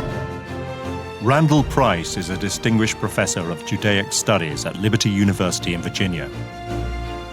He has a track record of excavating biblical sites, most notably the Dead Sea Scrolls in Qumran in Israel.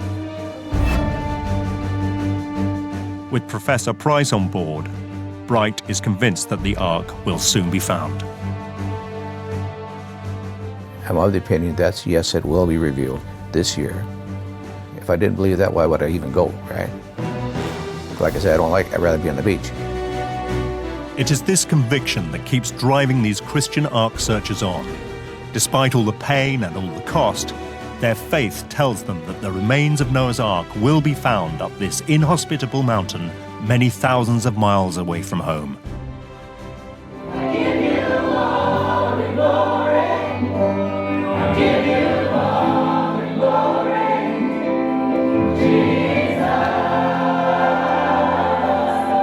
The religious sincerity of Ark searchers like Jim Irwin, David Fassold, and Richard Bright is not in doubt, even to those who do not share their beliefs. Richard Bright is truly searching for something he believes very deeply in. If there's something there, I believe he will find it. When I first met Richard, when he was still trying to convert me, he was always say, "Amy, please open your heart to Jesus. I'm trying to save you before it's too late." But I did say, "Richard, if you find Noah's Ark on that mountain, I'll be a believer." We don't care who finds it. We don't care what mountain it's on. We just want it found because we believe that it does, in fact, still exist. We're almost there. We're almost there.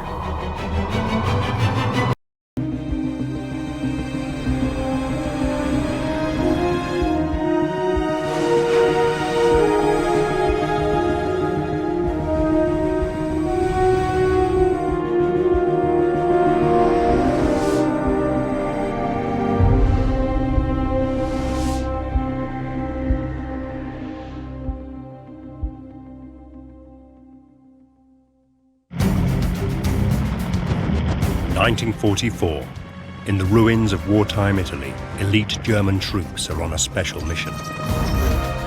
We saw people beaten up, killed. They just shot them. They have been sent by Heinrich Himmler, the head of the Nazis' murderous SS, to seize a precious treasure before Italy falls into Allied hands. They're searching for what has been called the Bible for the Aryan race, a book which will justify the most horrific policies of Nazi Germany.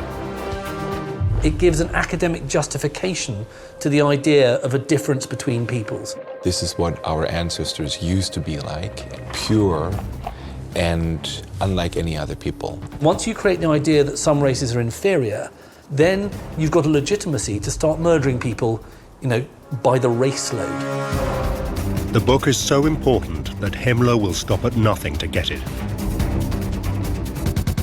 This is the true story of the Nazi quest for the Book of Power.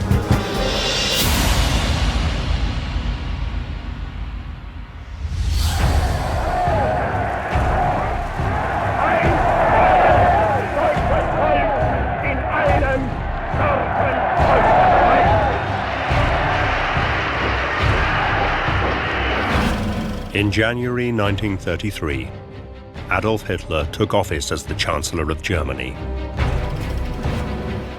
But his hold on power was not as secure as it seemed. The Nazis had won less than half the popular vote. The nation was divided, and he needed to unite it. You've got, in the middle of the 20th century, a country that only really exists as a concept because it was, until just a few years before, in real terms, just a collection of very, very small states. How do you unite these people? Well, the way to unite them is to create a mythology.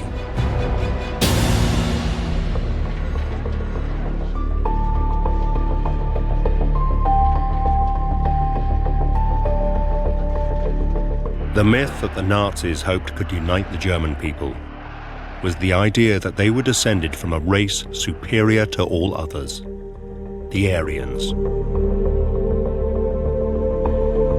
The Nazis claimed that the Aryans had originated from Atlantis, the mythical city first described by Plato as the birthplace of all civilization. They claimed that in prehistoric times, these Aryans had settled on the North German plains. They were said to be a race of tall, flaxen-haired warriors who uniquely possessed the genius to create civilization. Hitler believed that the German people were descended directly from these superhumans. There is this need in the Nazis to demonstrate that they were a kind of cradle of civilization, that they'd been there for a long, long time.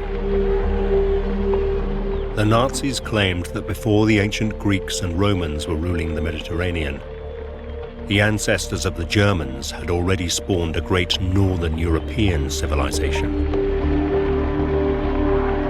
There does seem to be a tendency to want to endorse your current position in the world by taking your history as far back as it can go to show that you got there first. Perhaps you're more advanced, perhaps you're more legitimate to be in this role. This Aryan myth was the one the Nazis believed could rally the German people to their banner. Everything has to tie back to promote the idea that the Germans are the best, quote, race in the world.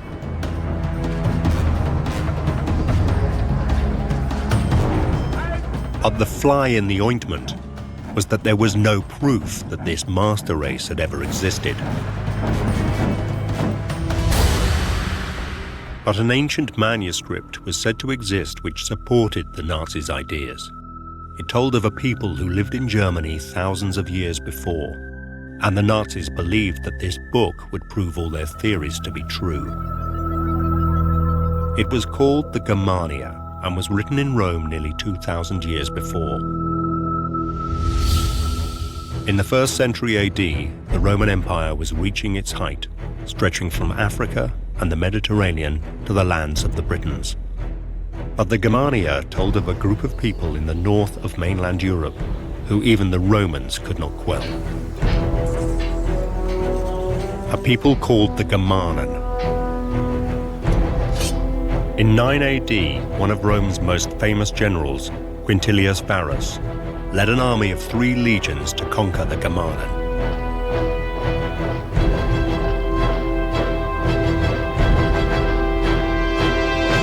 Under their fierce warrior king, Hermann, the Germanen tribes came face to face with the Romans in the Teutoburg forests.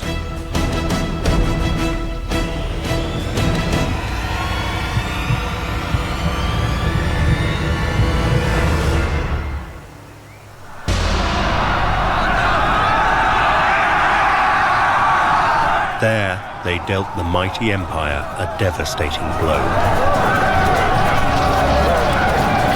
All 3 Roman legions were wiped out. Germany for the Romans was a very emotive place precisely because of this disaster in AD 9 where this general Quintilius Varus lost these 3 legions. So great was the disaster, the Roman Emperor Augustus conceded that the Germanen were just too ferocious to be quelled.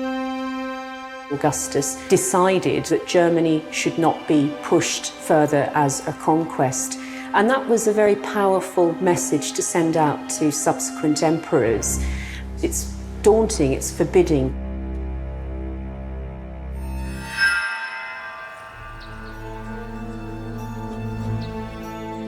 The Nazis claimed that the modern Germans were the direct descendants of King Hermann's fearsome warriors. They also believed that the book, the Germania, held written proof of the superiority of their ancestors. The fabled Germania was written not by a German, but by the Roman senator and orator Cornelius Tacitus around the year 98 AD. He was one of the most accomplished speakers of his generation, and he had an exemplary political career. He even became a consul and became what many people believe is the greatest Roman historian. Tacitus wrote at the time of the most decadent period in Roman history. His works describe every sordid detail of the reigns of Rome's leaders, the Emperor Tiberius, Claudius, and Nero. But for the Germanen, Tacitus was apparently full of praise. He says that no other nation, no other group of people had troubled the Romans so much as the Germans with their strong sense of liberty. In the book, The Germania, Tacitus describes in admiring detail the culture of the Germanen tribes, the gods they worship, how they select their kings, what weapons they use in battle, and their custom of fiercely training their youth as warriors. Their characteristics are very much, I think, put on a pedestal as qualities that Romans actually admire. For example, their chastity and their simplicity in terms of not being interested in money, in profit, and that sort of thing.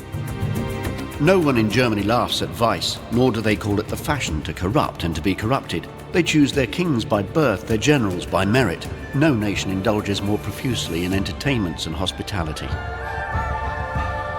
Tacitus's descriptions appeared to match the image of their ancestors that the Nazis were keen to promote to the German people. You're presented with idealized native types who have a certain kind of purity about them and go about things in a very different way from Romans. There's this whole tradition of reading the Germania as if it were a glorification of the noble savage. More than that, Tacitus describes the physical characteristics of these mighty Germans. He wrote about how they had fierce blue eyes, blonde hair, and huge frames. In short, they were perfect Aryans. For the Nazis, the Germania was proof that the German people were descended from a mighty race superior to all others, and provided a direct link to their Aryan origins. And the words of Tacitus would resonate with one German in particular.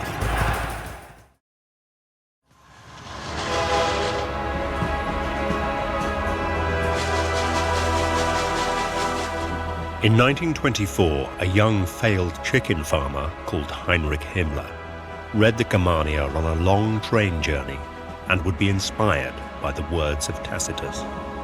There he found, written by a Roman historian 2,000 years before, many of the things that he already believed in, so he basically found them confirmed.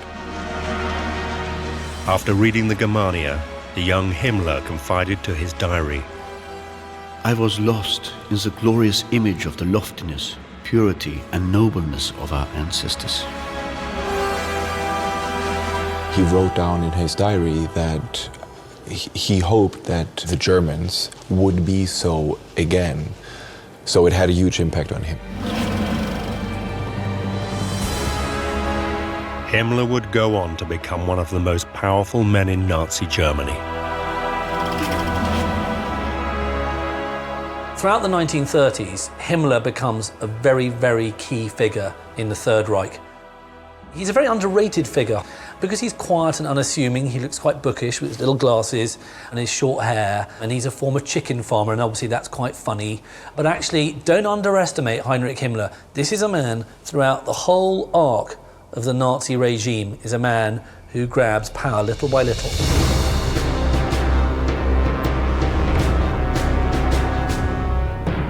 Himmler rose to be head of the SS, a fearsome paramilitary organization which controlled much of the Nazi state.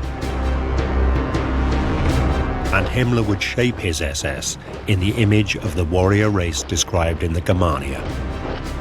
One could in many ways say that what he promised himself in his diary in 1924, he would then try to live up to as the leader of the SS.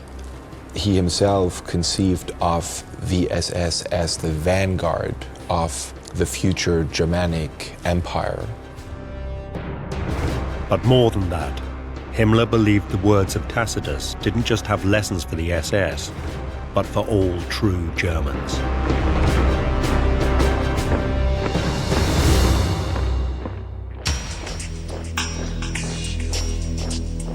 The Germania by Tacitus is referred to as a Bible that every thinking German should possess, because people should aspire to be as morally elevated, straightforward, honorable, direct, and brave as their Germanic ancestors allegedly had been.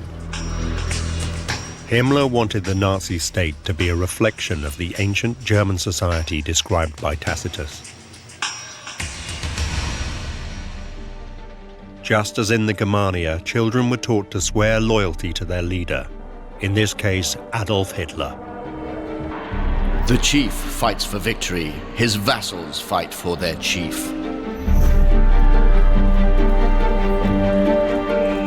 Students were taught to be like their warrior forefathers, even wrestling and exercising with weapons.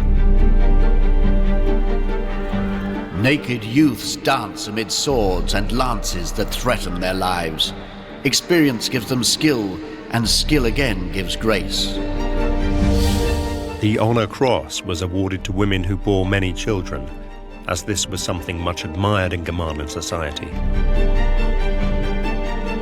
The offspring reproduced the strength of the parents. And in the policy of Lebensraum, German people were told that the lands of neighboring countries, which had once been the home of ancient Germanic tribes, were rightfully theirs. But beyond even that, Himmler would use Tacitus to justify the most evil of all Nazi policies.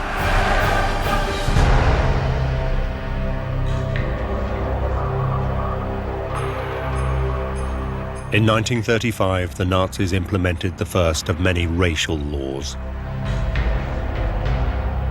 Called the Law for the Protection of German Blood and Honor, it was an ominous first step in the Nazis' anti-Jewish policies.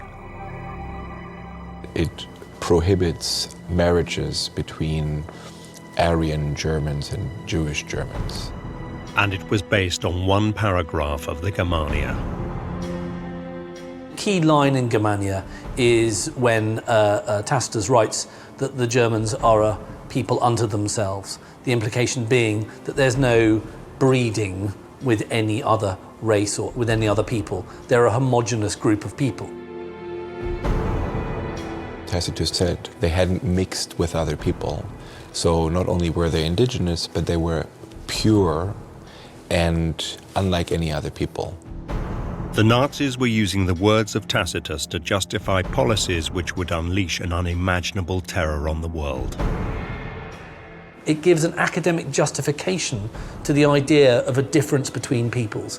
And once you create the idea that some races are inferior, you then create the idea that some lives are worth less than others. And once you create that idea, then you've got a legitimacy to start murdering people, by the race load.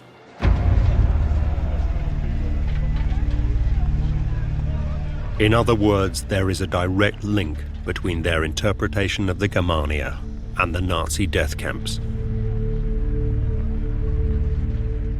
Because of their understanding of Tacitus, over 11 million people would be murdered in the Nazi genocide.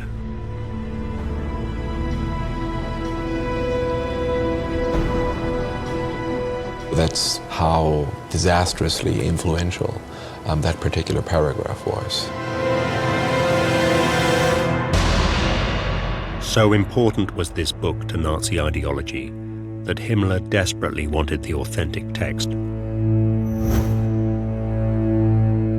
The trouble was that no one knew what had happened to Tacitus's original manuscript. So to find it, Himmler turned to one of the strangest and most sinister branches of the SS.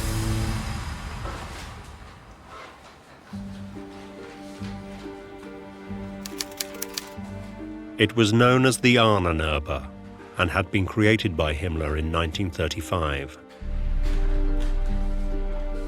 Unlike the Germanic warriors who made up the rest of the SS, the Ahnenerbe was an institution made up of academics. If you want the classic example of how the Nazis manipulated intellectualism and academic behavior, you can go no further than look at the Ahnenerbe.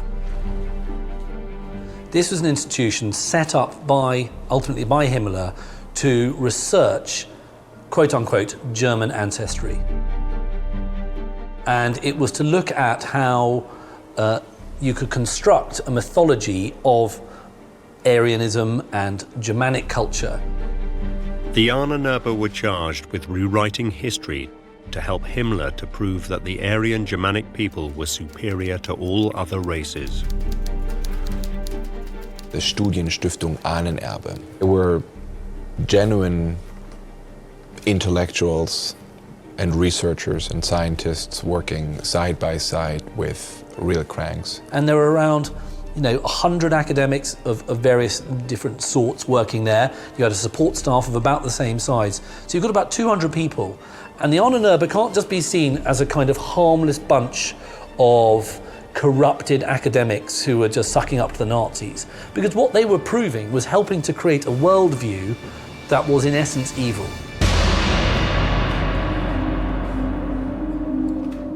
On Himmler's orders, the Ahnenerbe began to search for Tacitus's lost manuscript. Immediately, they encountered a problem. Tacitus's original no longer existed.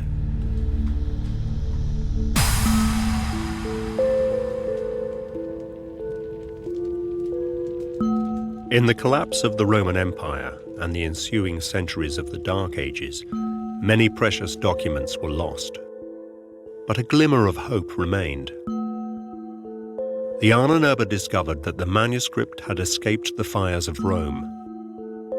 And at some point in history, a single, perfect copy of the original text had been made. But this too was missing. Well, the survival of classical texts is often a very, very random and hazardous business. The fact that we can read the Germania today dates back to the fact that there was this one manuscript which was copied. It was said that a traveling Italian scholar had made this beautiful word-for-word copy of the Germania in a monastery in southern Germany in the mid-15th century. This copy of the Germania became known as the Assinas Codex. And that's the copy that Heinrich Himmler was trying to get his hands on. Because it's as close as you can get to the written account of the Germanic past.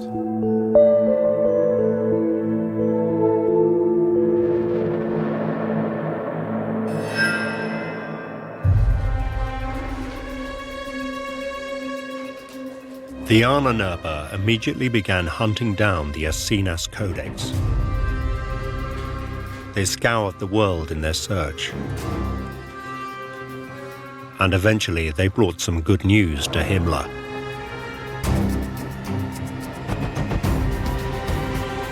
In 1936, they reported that the book he so desperately wanted had been found.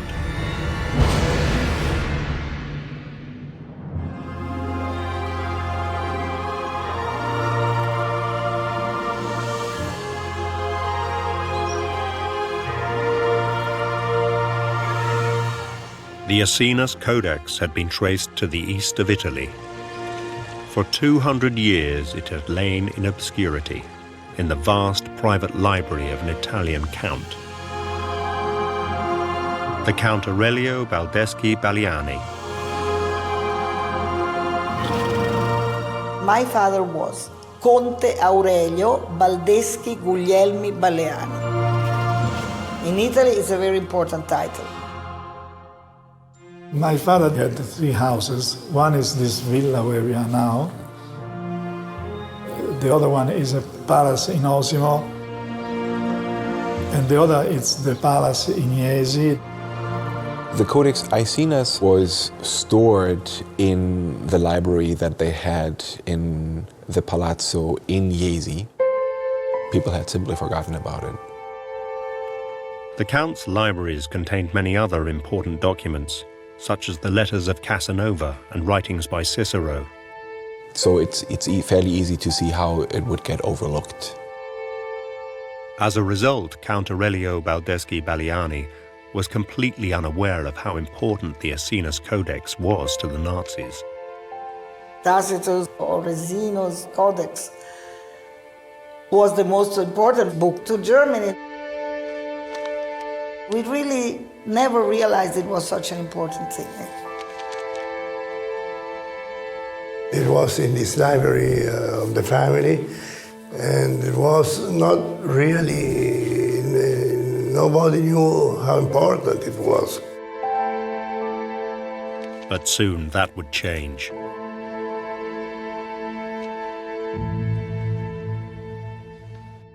Prima di tutto l'agricoltura, che deve trovare sbocchi per I prodotti ubertosi delle vostre terre. In 1936, Italy was ruled over by Benito Mussolini. Like Hitler, he was another fascist leader.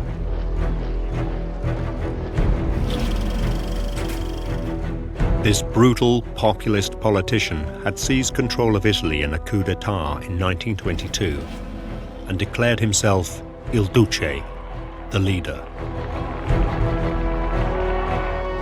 And since coming to power, Hitler, the German Führer, had been carefully courting his Italian counterpart. Now, on Himmler's request, Hitler petitioned the Italian dictator to obtain the manuscript and present it to the Nazi state. It seemed that Mussolini was more than happy to oblige.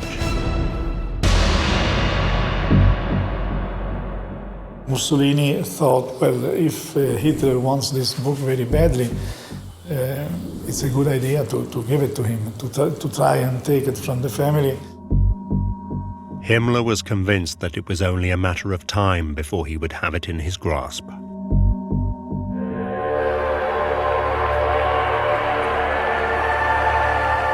He planned a triumphant return for the Germania at the 1936 Nazi Party convention, where hundreds of thousands of party members would be in attendance.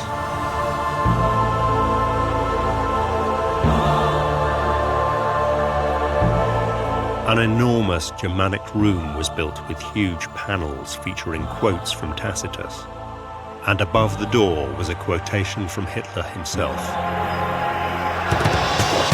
German youth shall know, manly loyalty was the virtue of the old Germanen. The new state is erected upon that virtue.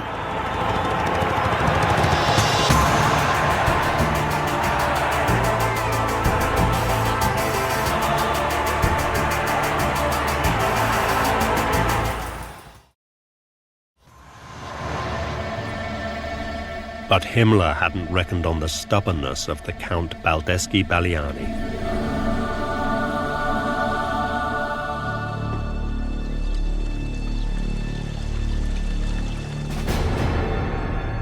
An emissary from Mussolini's government was sent to meet the Count at his villa to request him to give up the Aeschines Codex. But the Count Aurelio Baldeschi Baliani was not used to being bossed around. Mussolini wanted to give it to Hitler as a present, but my father actually didn't like fascism. He didn't like Mussolini. The Count thought Mussolini was ridiculous, and he had no time for the pompous upstart's demands. So he refused to hand over the book. He didn't want to make Mussolini too happy. He didn't want to make Hitler happy. I mean, he didn't want to give it away. I was always proud of my father for everything.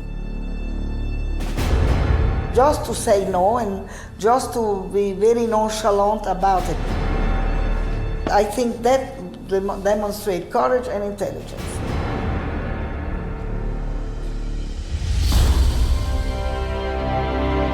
Himmler was infuriated by Mussolini's failure. To make matters worse, his best hope of getting the book, Hitler, was losing interest in Himmler's obsessions. Adolf Hitler had, in private conversations on more than one occasion, only snide comments to make. He couldn't quite see what these scholar types, so fascinated with the Germanic past, actually had to contribute to the rise of, the German state. Himmler liked surrounding himself with all this mythology, whereas Hitler thought this was going all a little bit too far. He saw it as being unnecessary. To him, it was about politics and power.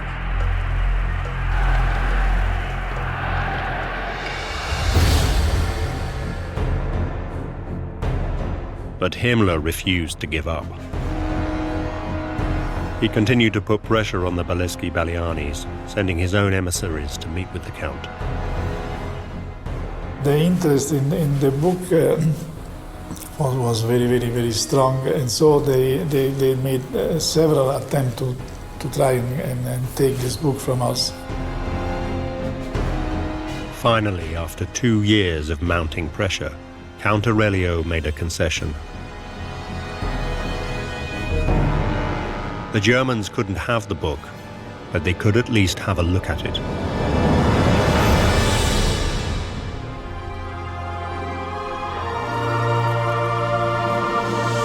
Just before the outbreak of the war, the Count packed up the book and sent it to Rome, where it would be photographed for Himmler.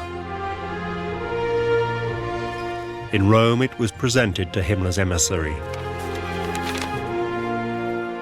A member of the Ahnenerbe, Rudolf Till, was given access to the Codex Aesinas in Italy, and he was able to produce a set of photographs. The Ahnenerbe used these photographs to produce a Nazi edition of the Aesinas Codex.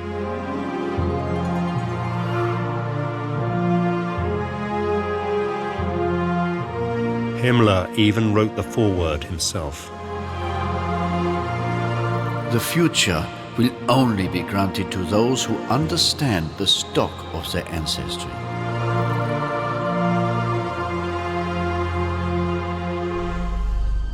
But for Himmler, even this was not enough. All he had was a facsimile. He was determined to possess the original. And one day, he would have the chance to take it. In 1939, Hitler plunged the world into war. Under Mussolini, Italy was Germany's most important ally. The two dictators eventually found themselves fighting both the Western powers and Russia.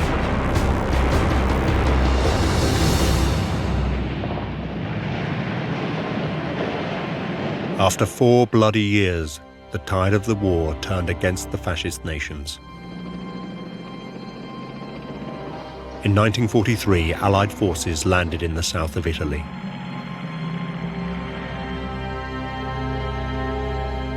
Benito Mussolini was overthrown by an Italian revolt, and Italy switched its allegiance to the Allies.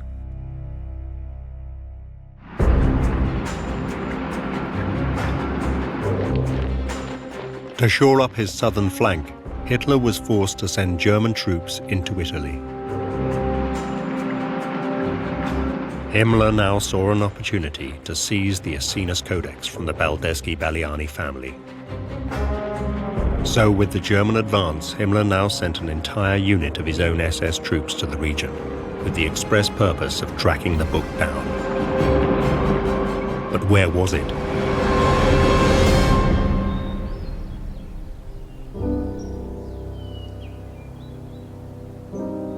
The Baldeschi-Balianis had 3 properties: 2 town palazzi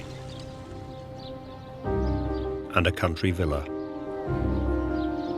The book could be in any one of them, or none of them.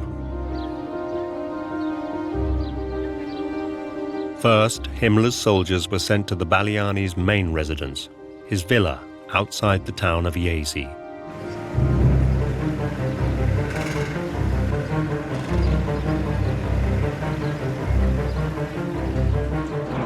After Mussolini was dead, at the end, the Germans came looking themselves for the book.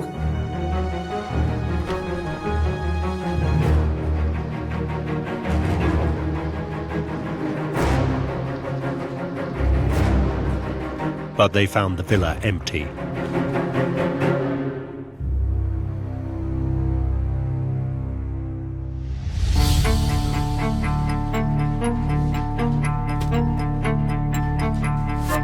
Days before, the Count had moved his family out of the villa to one of his other properties to protect them.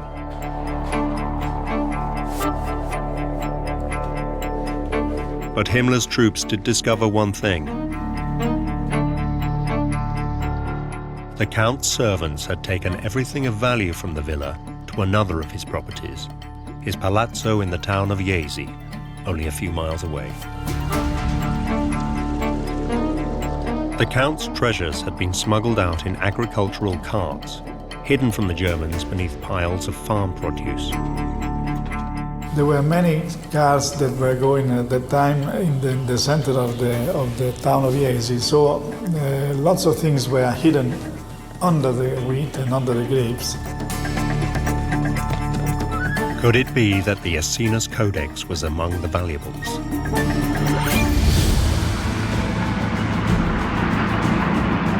So now Himmler's troops rushed to the palazzo in Jesi. They asked for the book in a very aggressive way. And also here the waiters and the chauffeurs and all the people working in the house, maybe pretending they didn't understand the language, maybe risking also their life, because I mean at those times life was not so safe like can be today in this kind of situation. But once again, Himmler's troops found nothing. Neither the Germania nor the Baldeschi family were in the villa at Jesi.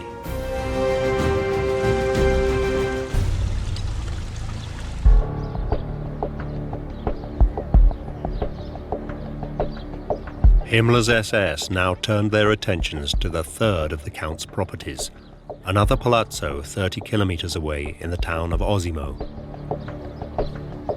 My family, they all moved to Osimo. They moved there because they were thinking that it was more safe.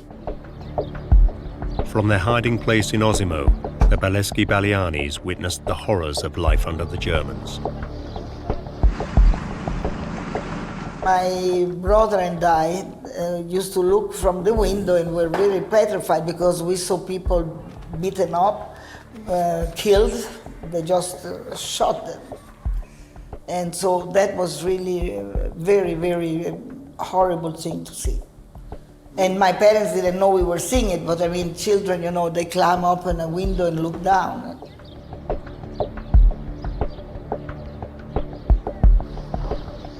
Eventually, Himmler's soldiers arrived at the palazzo itself. It was all locked, the house. They knocked at the door. They were knocking at the door. I remember this very vividly, and I remember how scared we were that they could break down the door and take my father and kill him. As the Germans searched the palazzo, the family hid in the cellars below. I was 10 years old. My brother, one was 9, the other was even less. It was a terrible experience. We spent 18 days down in the cellars without ever coming up. Himmler's soldiers scoured the house. But they never found the cellar door, and the Baldeschi-Baliani family remained safe. So did the book.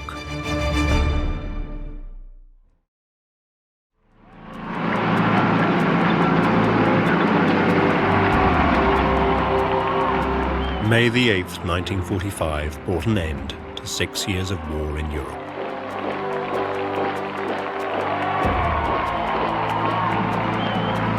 The Nazi dream of a 1,000-year Reich based on the foundations of an ancient Germanic culture had come to nothing. Hitler had shot himself in his Berlin bunker.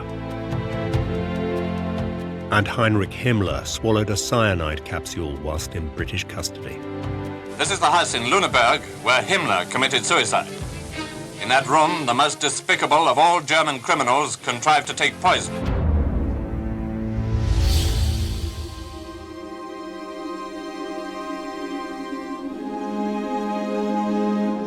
With the war over, the truth about the elusive Assinas Codex would begin to emerge.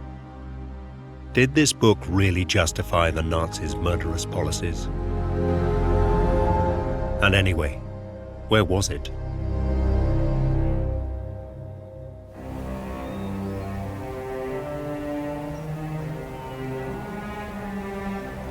One mystery was easily solved. The book had never moved from the first place that Himmler's troops had gone searching for it. The Baldeschi-Baliani's villa outside Jesi had a secret room. This room has a false window. From the outside you see it, but in fact it's not a window that you can open. The room with the false window had a hidden door, concealed by a wardrobe. The door that was already a safety door by itself was also protected by furniture. So that you could even see the door. Behind the wardrobe and the hidden door sat a simple chest. Inside this room there is this cassaforte, we say in Italian. Usually you keep laundry inside. Concealed inside a pile of laundry lay the thing that had so obsessed Himmler. Tacitus's Germania.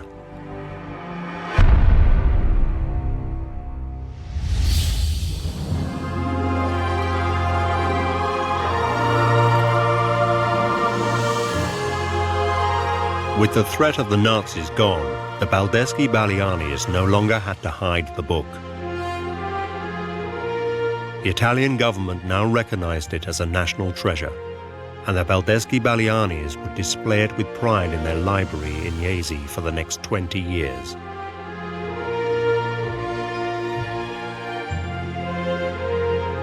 Every year, the Italian government sent some inspectors to see if the book was still with us, if it was well kept.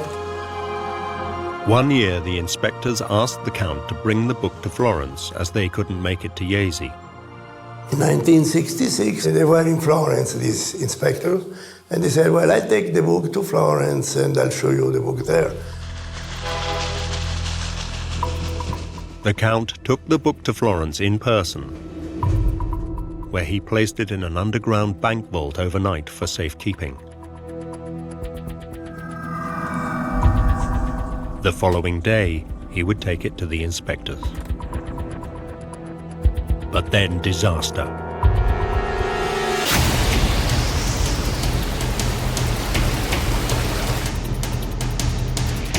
That was the night of the flood in Florence. November the 4th, 1966, saw the worst flooding in Florence's history. And water found what Himmler never could.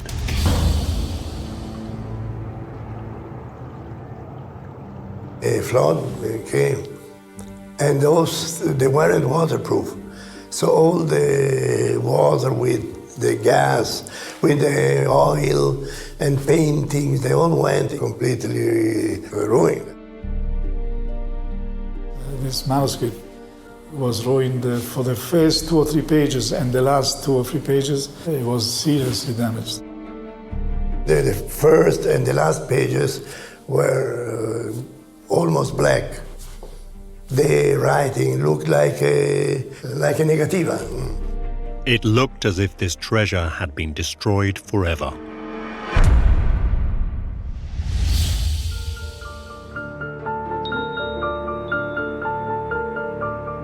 Months of costly and painstaking restoration followed, and the damage of the flooding was undone.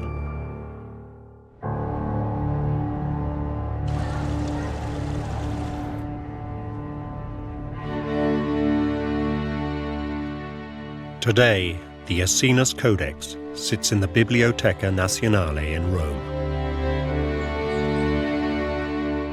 After nearly 200 years of holding the book, the Baldeschi-Baliani family had decided that the Essenes Codex should be available for all to see.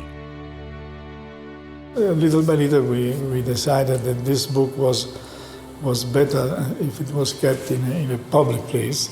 And so then we gave it to the state, and it went to Rome, to the National Library in Rome.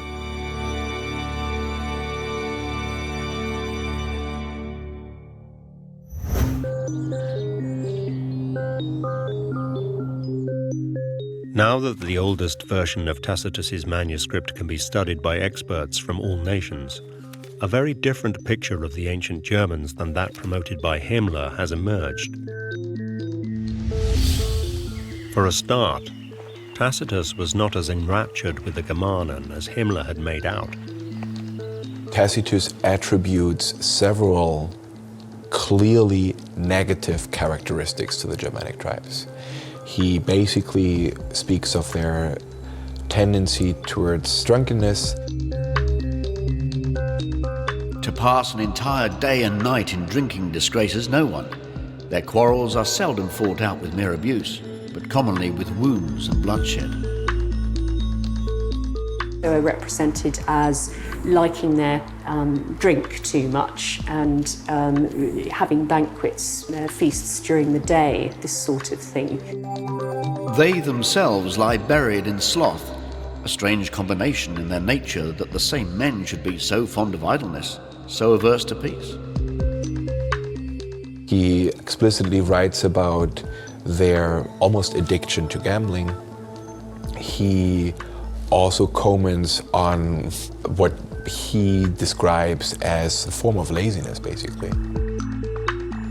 They pass much of their time in idleness, giving themselves up to sleep and to feasting, the bravest and the most warlike doing nothing. A sort of simple society, but one which has its flaws. In fact, what Tacitus described was far from the perfect Aryan society claimed by Himmler. In every household, the children, naked and filthy. They will be overcome by their own vices as easily as by the arms of an enemy.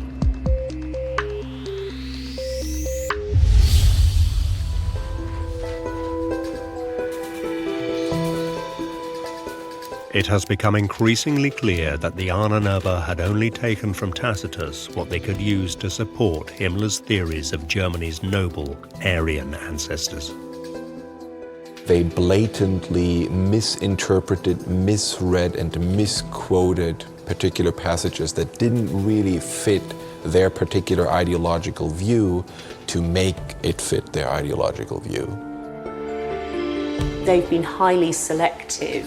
They've taken little bits of it, primarily around chapter 4, where he's talking about their racial purity, their blue eyes, their blonde hair, that sort of thing.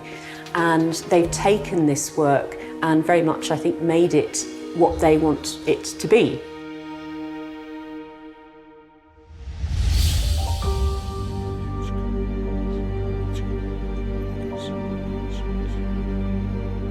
And the Nazis had chosen to keep hidden another key fact about Tacitus. He had almost certainly never even seen any of the Germanen he was writing about, and had no real evidence for his statements about them. Some of his descriptions were plainly made up. By the end of the monograph, you have this fantasy, bizarre sort of image of people with human faces but the bodies of animals. So it begins to enter the world of the fantastic. So you have to be wary of that when you're reading these texts.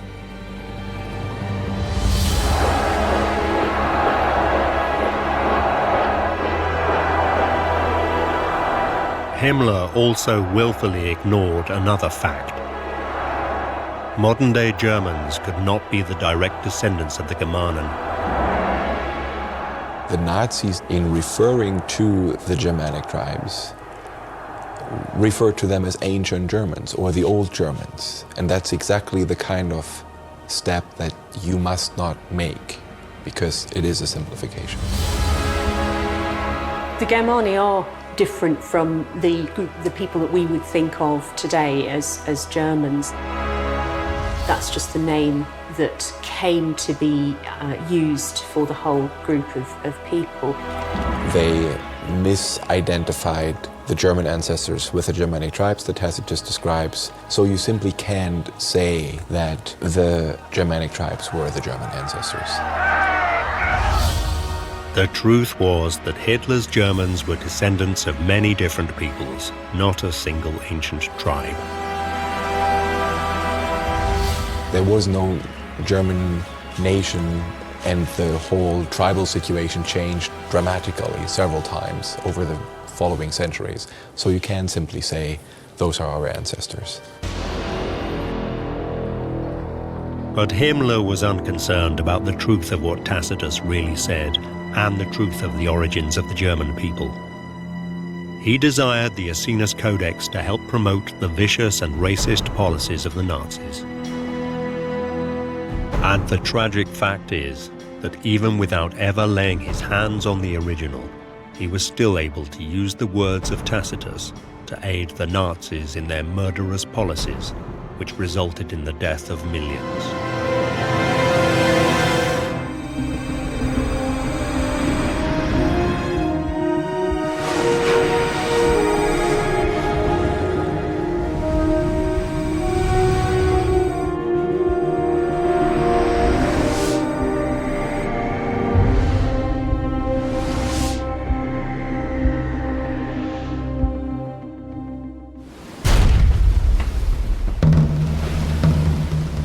In 1701, Captain Kidd was condemned as a pirate. Arch-pirate and the common enemy of mankind. But with his death, the mystery of Kidd's hidden treasure was born.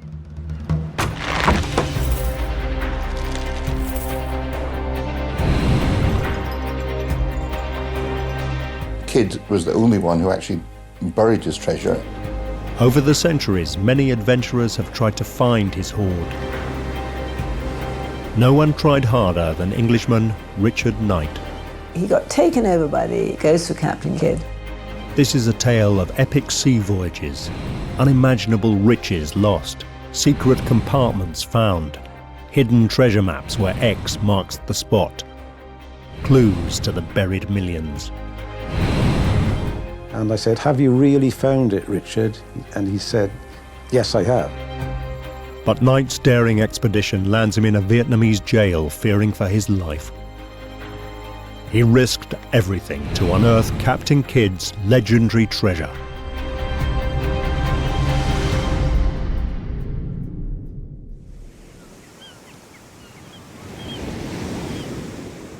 Richard Knight was an unlikely treasure hunter.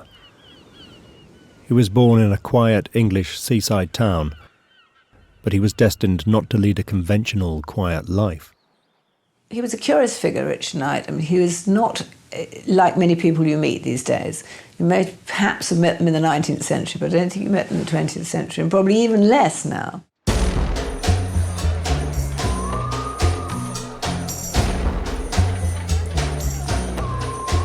Knight was a young man in the early 1960s when he moved to Paris. As a bon viveur, he enjoyed all that the city and the changing times had to offer. He was an adventurer, a chancer. I think that he wanted to enjoy life. He wanted to have seen everything, experienced everything. But Richard Knight was an entertainer, an actor. And he had come to Paris not just to have fun, but to study with the master of French mime, Marcel Marceau. He even had some success in his career. Knight played opposite the great Jacques Tati in his film comedy Playtime, as a confused drunk. But it seems he never settled anywhere for long. He was happiest with the rucksack on his back. He was always footloose and fancy-free. By 1978, Knight had travelled to Hollywood in an attempt to further his career as an actor. He never imagined his life was about to be given an entirely new direction. Not by a casting director, but by the actions of a man 300 years earlier. Captain William Kidd. Suddenly he was inhabited by the ghost of Captain Kidd, another chancer from a much earlier century. And that's what I think happened to Richard. He got obsessed by the ghost of Captain Kidd.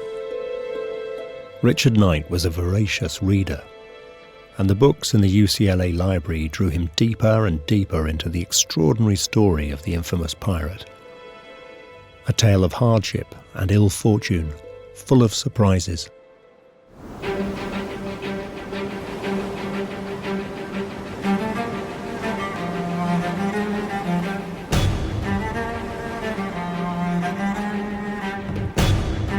Kidd was born in Dundee on the east coast of Scotland around 1655, but he went to New York, and it was there that he became a seaman, and he essentially worked his way up right through the ranks from a cabin boy to a sea captain. It became one of the best respected sea captains in the Americas. In an unexpected twist, Knight discovered that when Captain Kidd sailed from London in February 1696, it was not as a pirate, but the very opposite, a pirate hunter, working for a consortium of wealthy English aristocrats and merchants.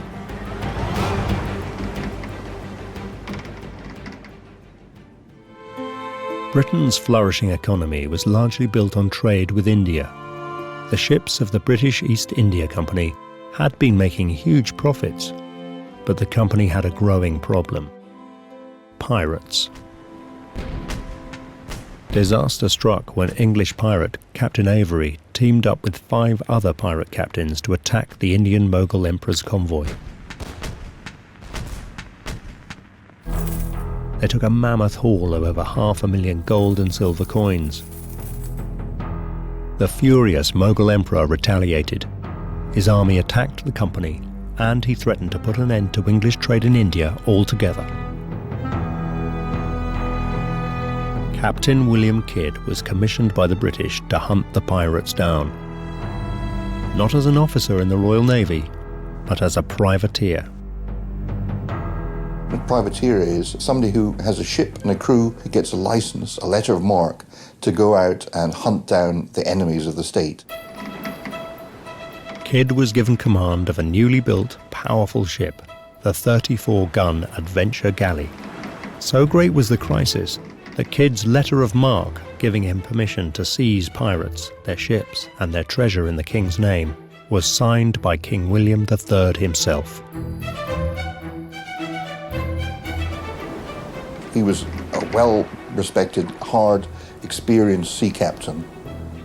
He felt he had the skills and the ship and the expertise to pull this one off.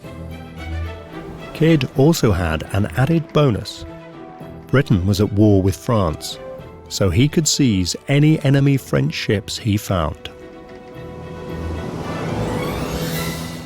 It was a confident Captain Kidd who set sail in the expectation that his share of the spoils would soon make him rich in captured ships and treasure. And the crew were also eager. It was actually one of the best, most lucrative opportunities that these people had in the late 17th century. The crew drew no pay. Their reward was a share of any ships and cargo taken, a system called no prey, no pay. Captain Kidd's 18-month privateer cruise was expected to pay from £500 to £3,500 per man, when the wage of a merchant seaman was just £45 a year. An average seaman could actually make a small fortune from one good prize, one very lucrative prize. His normal cut would be enough to probably set himself up in business. He could buy a tavern, he could buy a farm, but essentially it was the big payload available to the late 17th century seaman.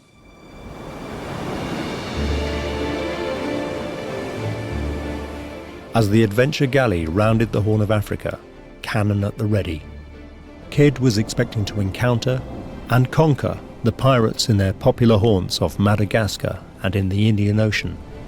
But there was a serious problem. They weren't there. By the time he got to the Indian Ocean, all the ships he encountered were ones of allies, were English or Dutch ships. He couldn't find pirates, he couldn't find Frenchmen. So as the months rolled by and the crew weren't getting paid, things started to go badly wrong for him.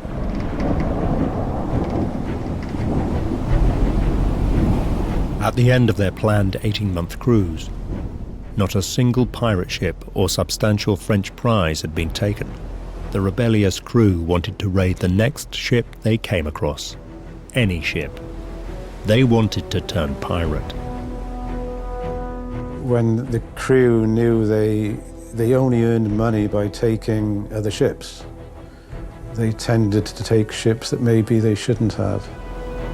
The adventure galley had been at sea for 2 years with little to show for it. The crew took to torturing prisoners to find cash aboard any ships they encountered. Damning accounts from southern African ports where these ships fled began to arrive in London and New York. Captain Kidd was labelled pirate, and that meant the death penalty at the end of a rope.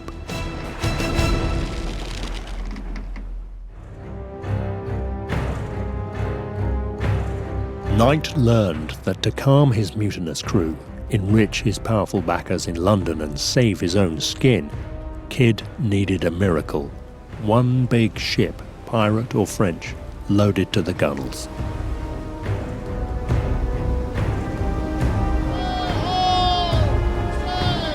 As if in answer to Kidd's prayers, a cry rang out from the masthead. A ship had been sighted, a large, heavily laden merchant ship. In January 1698, he hit the jackpot. He found a ship called the Quetta Merchant, which contained a lot of valuable silks, gold jewellery. It was the mother lode. At last he'd found the right ship. The Quetta Merchant was no fighting pirate ship, but when her captain showed him French papers, Kidd could snap her up as a legitimate prize.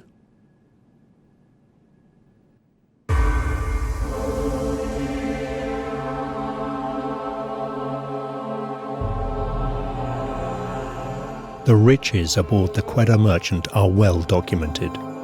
On board were pounds of gold, silver and jewels, as well as bales of fine silk and opium. Valued at up to £400,000 at the time, over £60 million today. Kidd's hunt for treasure was over. Now he could return home to New York in triumph to remove the stain on his reputation that he had turned pirate. But what seemed to be Kidd's salvation turned out to be a disaster.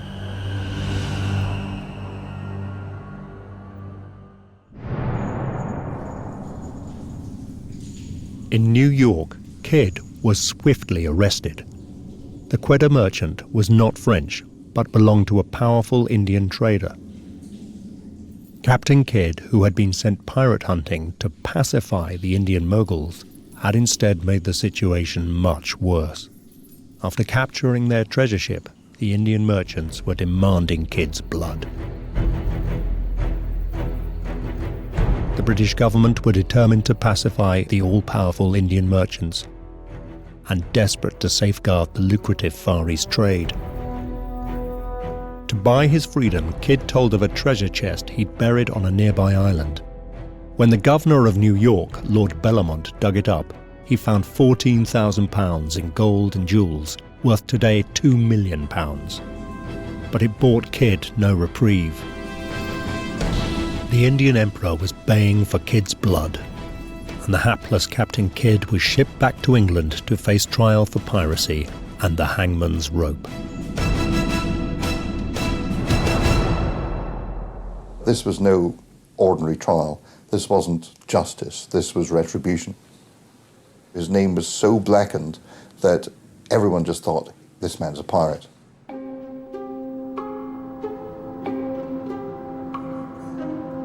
Kidd's big mistake was to fail to copy the French pass he was given when he captured the Quetta merchant. Without it, he couldn't prove that he had seized the ship legitimately.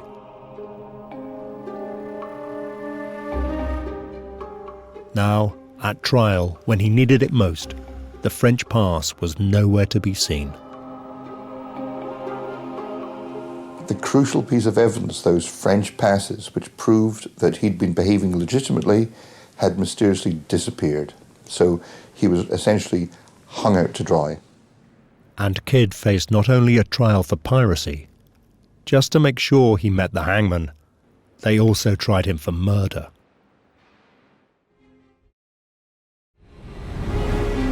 In the darkest days of Kidd's voyage, when he was struggling to contain his rebellious crew's piratical exploits, a fatal incident occurred. The Adventure Galley encountered a Dutch ship, a British ally, and when Kidd refused to attack her, the crew were close to mutiny. The gunner was the ringleader of a rather mutinous group of the crew who just wanted to capture it and ransack it, and that's when Kidd came to blows with the gunner. Kidd, in his rage, grabbed an iron-bound wooden bucket and swung it at the argumentative gunner. The pail struck the gunner in the head, knocking him unconscious. Kidd had quelled the mutiny, but next day, the gunner died. Killing a gunner is not a normal step for a sea captain, but in the instance of mutiny, those things are acceptable. And while Kidd knew he'd gone pretty far, he certainly didn't expect to be accused of murder for it. In court, 2 of Kidd's former crew were given an amnesty to turn against him. They declared on oath that Kidd's fatal attack on the gunner had been premeditated murder. The whole thing was just raced through so that they wanted a verdict, and they wanted one particular verdict, which is Kidd had to hang. On the 9th of May 1701, Captain William Kidd was sentenced to be hanged.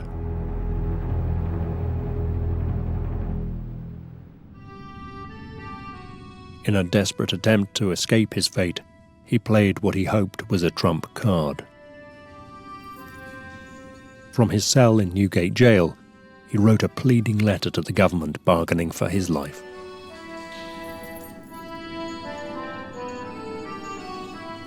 I do most humbly pray that you will be pleased to represent to the Honourable House of Commons that in my late proceedings in the Indies I have lodged goods and treasure to the value of £100,000, which I desire the government may have the benefit of. Kidd was claiming he'd hidden a second, much greater treasure, what would now be worth £15 million, and that if they would spare his life, he would lead them to it. That's the germ that's sparked the interest of a lot of sort of treasure hunters ever since. It was in this letter that the legend of Captain Kidd's vast buried treasure was born. So certain was Kidd about the hoard, he made it clear that they should hang him if he did not deliver. If I fail therein, I desire no favour, but to be forthwith executed according to my sentence. Sir, your unfortunate humble servant, William Kidd. The government, however, stood to lose a far greater sum than £15 million. All trade with India. It did not take the bait. The Indian moguls had to be appeased with Kidd's very public death.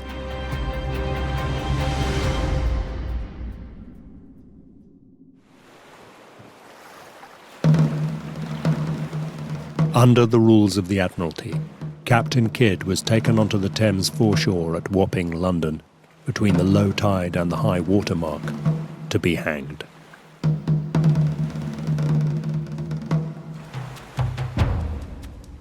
But his execution did not go smoothly. When he was turned off the ladder, the rope snapped.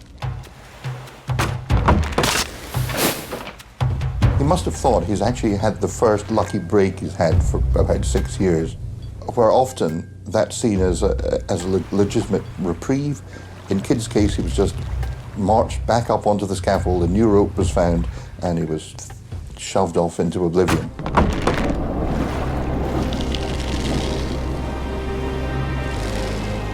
The Admiralty, however, did not consider merely hanging pirates enough of a deterrent. Kidd's body was chained to a post in the Thames until the tide had washed over it 3 times. The body, painted with pitch, hung for over 2 years in a gibbet by the Thames estuary as a warning to passing sailors not to turn pirate.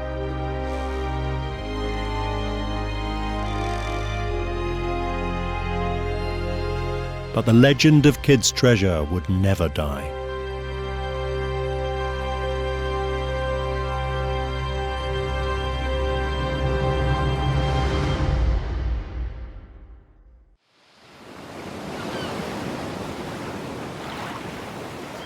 Almost 300 years later, in Santa Monica, on the coast of Southern California, Richard Knight was hooked by the mystery of where Kidd's treasure lay buried. And he was determined to find it.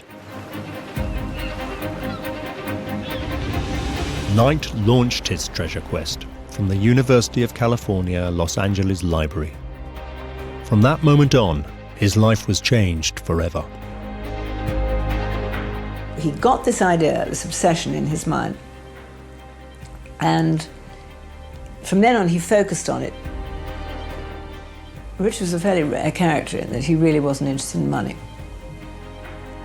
He talks about the value of Kidd's treasure and being millions and countless millions, but I think it was the attraction of the adventure to him. As Knight investigated, he found that others had dreamed of finding Kidd's treasure. And like them, he discovered that Kidd had left behind a trail of clues.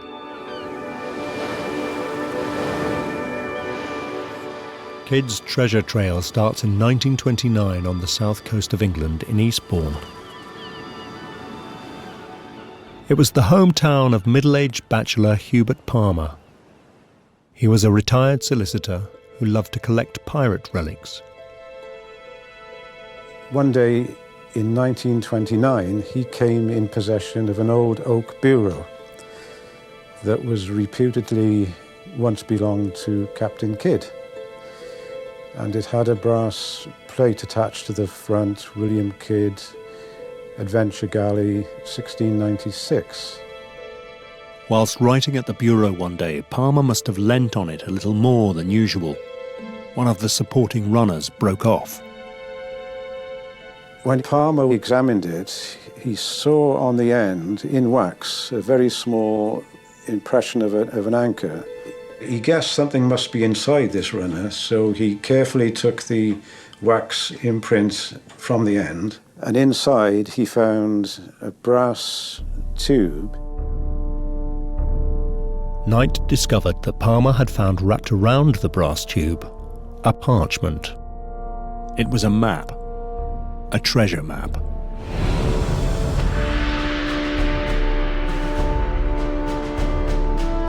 On it, X marked the spot, just as in the story Treasure Island.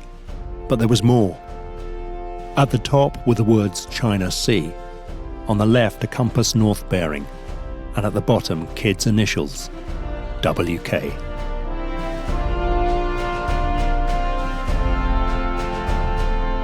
Palmer immediately suspected that this possibly was the hiding place of Kidd's treasure. But of course, there was nothing on the chart to say where it was. Far from telling Knight where Kidd's treasure was, Palmer's chart left him with a fascinating glimpse of a mystery. His head buzzed with questions of how to solve it. Fortunately, in the 1930s, Hubert Palmer had uncovered more clues. After that, Palmer devoted a lot of his time and energies to advertising for anything to do with Kidd. Any relics, any chests, boxes, anything. Hoping to find further evidence of where this island might be. Knight learned that Palmer advertised for any objects belonging to Kidd, and slowly he found them.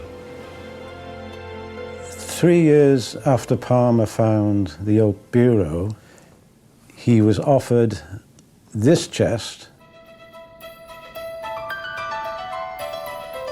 The chest came from a nautical man, Captain Morgan, who claimed descent from notorious buccaneer Sir Henry Morgan. Another of his light-fingered ancestors had been jailer at Newgate Prison, and when Kidd was hanged, the jailer took the chest. He could see inlaid in brass on the top of the lid a skull and crossbones and the letter K. On opening the chest, he was amazed to see inside, attached to a false bottom, a plaster cast skull fixed to a plaster cast Bible. It is believed the skull was there for the crew to swear allegiance to the captain or the crown, hand on the skull with a Bible in the hand. Disappointingly, the false bottom was empty, but there was something else mysterious there. When Palmer turned the board over, he discovered a mirror. What was it doing there? Palmer examined the beading around here and discovered that this particular part of the beading quite easily came off. He was then able to slide the mirror and out like that. And lo and behold, to his great excitement, there was another chart. Knight, just like Palmer, was excited by the fact that the outline of this chart was almost identical to the first one, but it contained more information. 515 southeast by 50 north, 36 northeast rocks, 3 feet by 3 feet by 4. Knight now became convinced these were directions to the treasure. But apart from the clue China Sea, he had no idea of the island's whereabouts. No latitude or longitude. He needed more. Fortunately for Knight, Palmer had another piece of extraordinary good luck. When 2 years later, he was able to buy a chest that once belonged to Captain Kidd's wife, Sarah. This is known as Sarah Kidd's workbox. There is an inlaid brass plate on the top which says William and Sarah Kidd, their box, 1699. Meticulous as always, Palmer measured the box inside and out. There was a discrepancy, leading him to suspect a secret compartment in the base. Palmer discovered on the end that there were 2 or 3 hidden nails or screws disguised in there. He eventually managed to undo these and work this beading edge off, and this revealed the hidden compartment underneath. He probed inside and discovered a parchment showing another chart.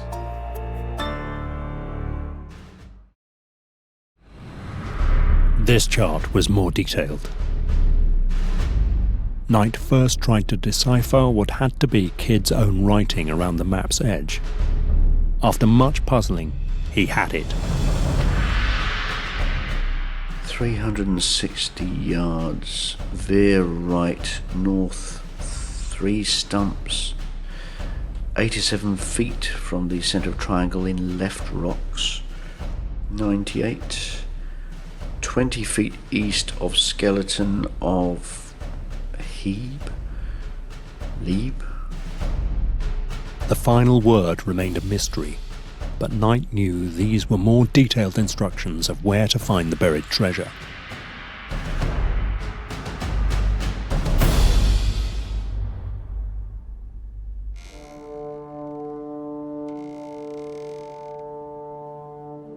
Crucially, this chart showed latitude and longitude. Knight now had what he needed, a way to pinpoint the island itself. But there was a snag. The longitude was hard to read.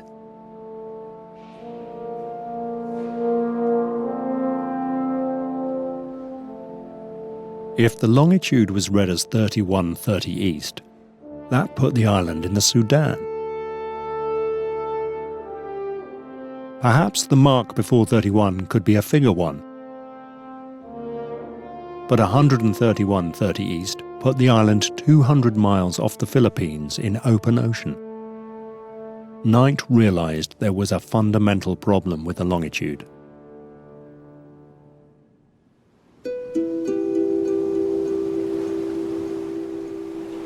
The modern maps Knight examined used the International Zero Meridian passing through the Royal Observatory at Greenwich, London. But then he realized charts in Captain Kidd's time referenced other zero meridians. The French favoured Paris. The Spanish, Cadiz. The high mountain of Tenerife was also popular with seafarers. The longitude of the treasure island would depend on which chart Kidd had been using. So when looking at a chart of the 17th century or earlier, you had to know what meridian was in use at that time. And that's one of the problems with these charts. What meridian did Kidd use?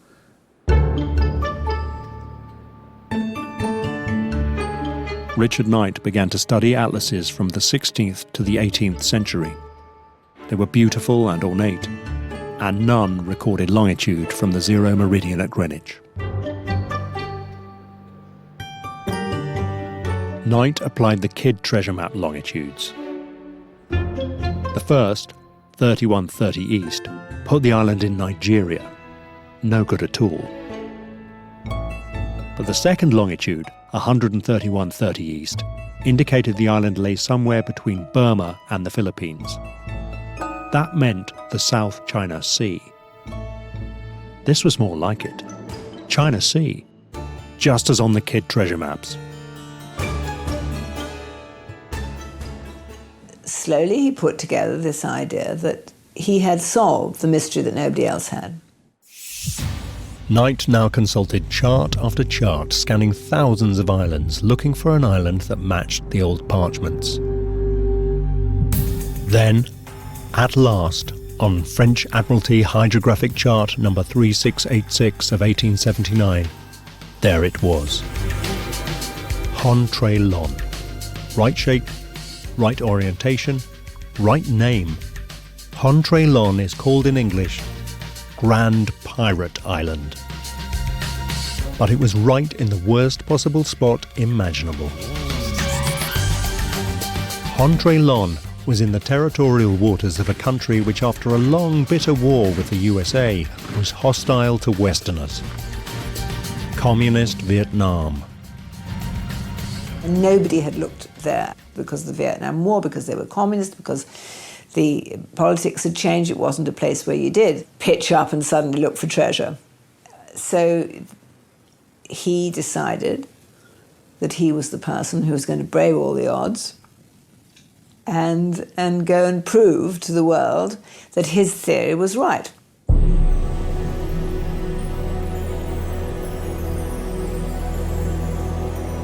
International treasure hunting is an expensive business.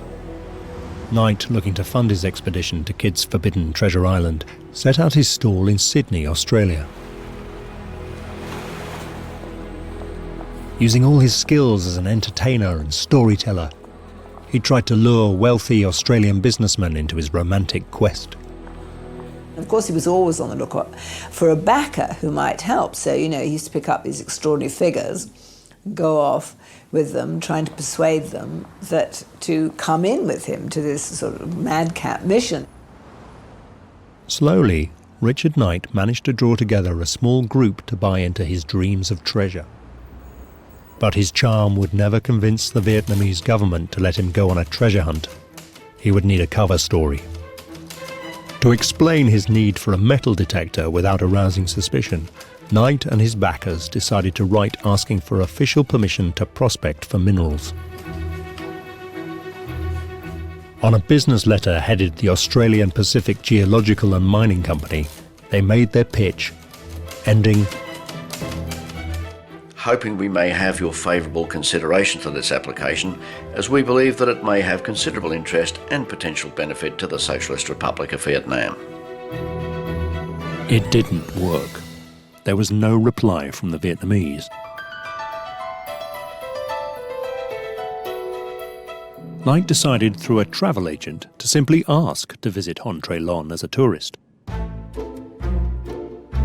This time he did get a reply, but it exactly followed the Communist Party line. We regret the areas you have stipulated in your request are not now possible to visit. Only published areas through our approved agency in Australia possible. The political climate of the Cold War left no legitimate way for Richard Knight to get to Hon Tre Lon. Gradually, his backers backed away. And so he was now left on his own. And all his backers dropped out.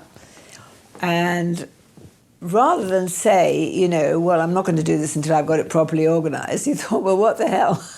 I'm going to do it myself. By June 1981, Richard Knight had decided that the only way to reach his treasure island was to mount an illegal expedition. The first step of his personal invasion was to get as close to Vietnam as he could. He decided to base himself in Bangkok, Thailand. But this was still over 300 miles by sea from Hon Tre Lon, a very dangerous voyage. Finding a boat for hire that was large enough but inconspicuous enough to sneak him within striking distance of Hon Tre Lon would be tricky. On top of that, he had to find a willing crew. I think Rich found it difficult to persuade totally legitimate, solid citizens to go in with him because of his nonchalant character, his habit of whizzing off and disappearing, or not being totally practical, perhaps, or they came to that view. And so he was thrust on unusual characters like himself.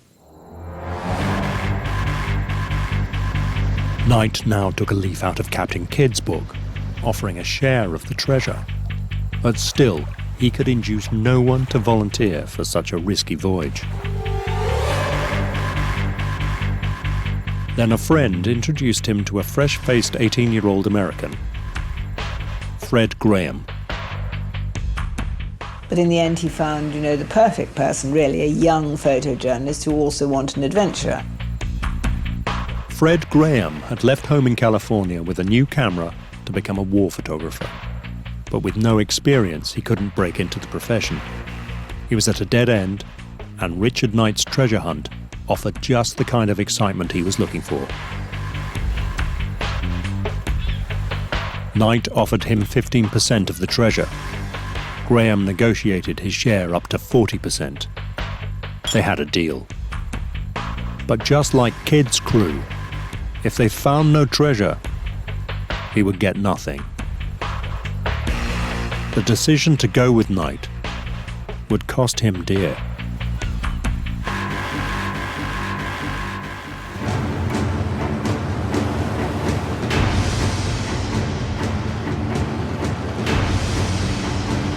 Just 2 days later, towards the end of May 1983, Knight and Graham were in high spirits as they set their bow into the Gulf of Thailand. Knight had persuaded a local crew to accept his bizarre charter, and they were off on their adventure to unearth the legendary treasure of Captain Kidd. It took several days and nights to reach the island Knight had picked out from the old charts. But fortune seemed to smile on the voyage. The Gulf was the haunt of real 20th century cutthroat pirates. Knight and Graham were well equipped for treasure hunting with a metal detector and digging equipment, but not for rappelling boarders. But they passed through without incident.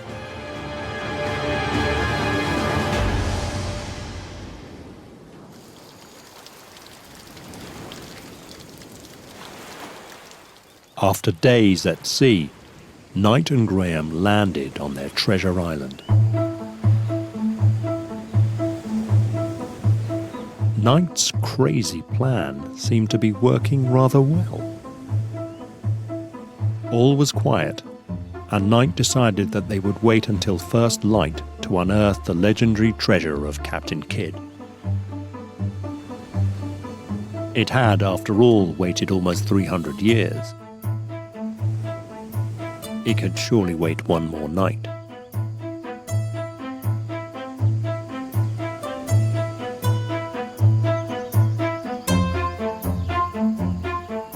But what he didn't know was, they'd been seen.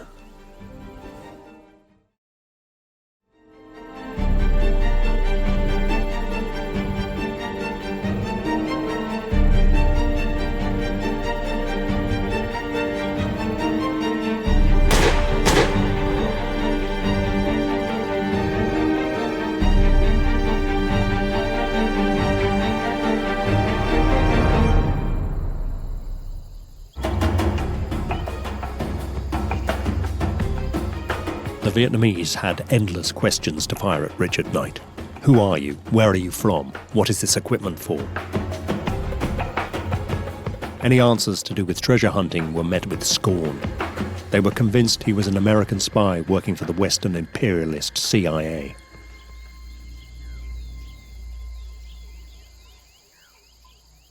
Knight and Graham were imprisoned in rat and cockroach-infested cells, separated in solitary confinement.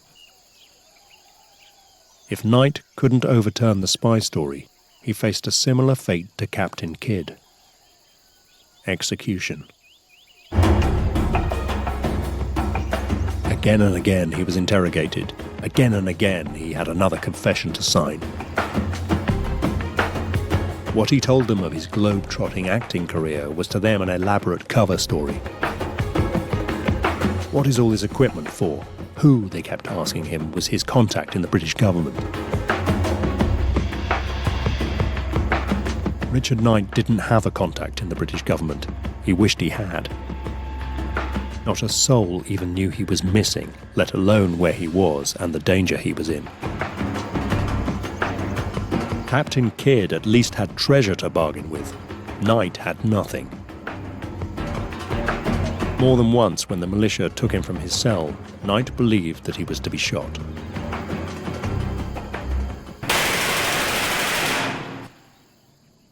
I think he weathered jail quite well. He had all sorts of diversionary tactics to fall back on. He took to playing imaginary games of golf, reliving visits to Blackpool, analysing gambling systems and besting imaginary opponents with a homemade pack of cards. He could always find something within himself to withstand those long, solitary and potentially dangerous situations, largely because there's a huge imagination, I think. But as month after month passed, Knight fought for his sanity. He gave each corner of the cell a function, one to look to the future, another to look to the past, one for prayer, another for comedy. But after 4 months with no contact from either the British or US governments, it seemed he might never get out alive. But he was unaware there was one faint hope. Just before the ill-fated treasure hunt, young Fred Graham had wisely arranged for a letter to be posted to his father if he wasn't back in 30 days. He wrote, "If you're reading this letter, something has gone very wrong. Either I am dead or in prison." Graham's letter saved them both. With the news that Knight and Graham had gone to Vietnam, the British and US embassies launched investigations. The Minister of State at the Foreign Office, Richard Luce, also the Knight's local MP, wrote to Knight's mother. "You can rest assured that the embassy will continue to press the Vietnamese to let them know where your son is being held." The diplomatic activity worked. The Vietnamese admitted they had arrested Knight and Graham for violating the territory of the Socialist Republic of Vietnam, and they were in prison. But now the Vietnamese played pirate, demanding a ransom of $10,000 per man. But neither the US nor the British government would pay a penny. The British government would not pay a ransom, would they? They don't pay official ransoms. They always make a thing of, we don't pay, otherwise it just happens again. By the 17th of May 1984, Fred Graham was free and returned to America, 40 pounds lighter than when he had left home on his adventures.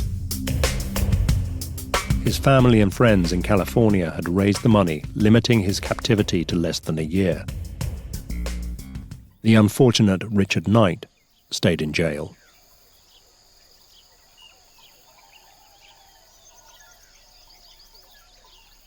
The British Vice Consul in Hanoi wrote to Knight, "I know that Frederick Graham's departure must have left you feeling depressed, but please be assured your mother and friends are still working hard to raise the money to pay your fine." After over a year in captivity, they'd raised only $2,000, still $8,000 short.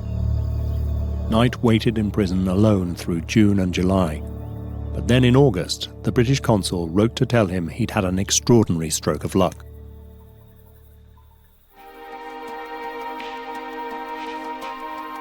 A particularly generous offer from a British citizen living in California means that the balance of the fine is now available. In early August 1984, Richard Knight received the greatest treasure of all.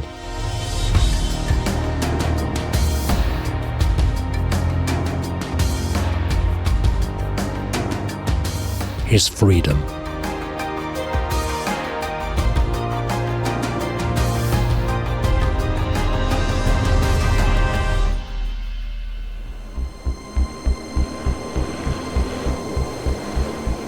In the years that followed, Fred Graham's thirst for adventure remained unquenched.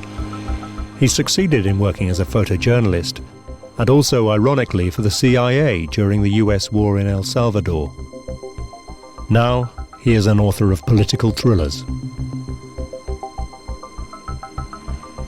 But Richard Knight never stopped looking for the treasure. He doesn't seem to have regretted having done this, or having done it in this harebrained way. And he never lost the dream. I know he didn't lose the dream because, you know, when I last said goodbye to him, he was off back to China to find a backer to go and pick up the treasure. Knight, stranded in China, out of funds and out of luck, telephoned a stranger for help, fellow treasure hunter George Edmonds. Well, what could I do? I mean, he needed money to get out. So I agreed to send him some money if he agreed to tell me the true story. And I said, "Have you really found it, Richard?" And he said, Yes, I have.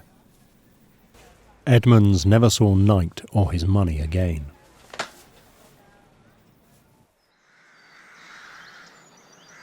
Richard Knight died in Carlisle in the north of England in 2002. So what is the truth of Kidd's legendary treasure? There's no doubt that he did bury a chest containing £14,000 that was dug up at the time on the orders of Lord Bellamont, Governor of New York.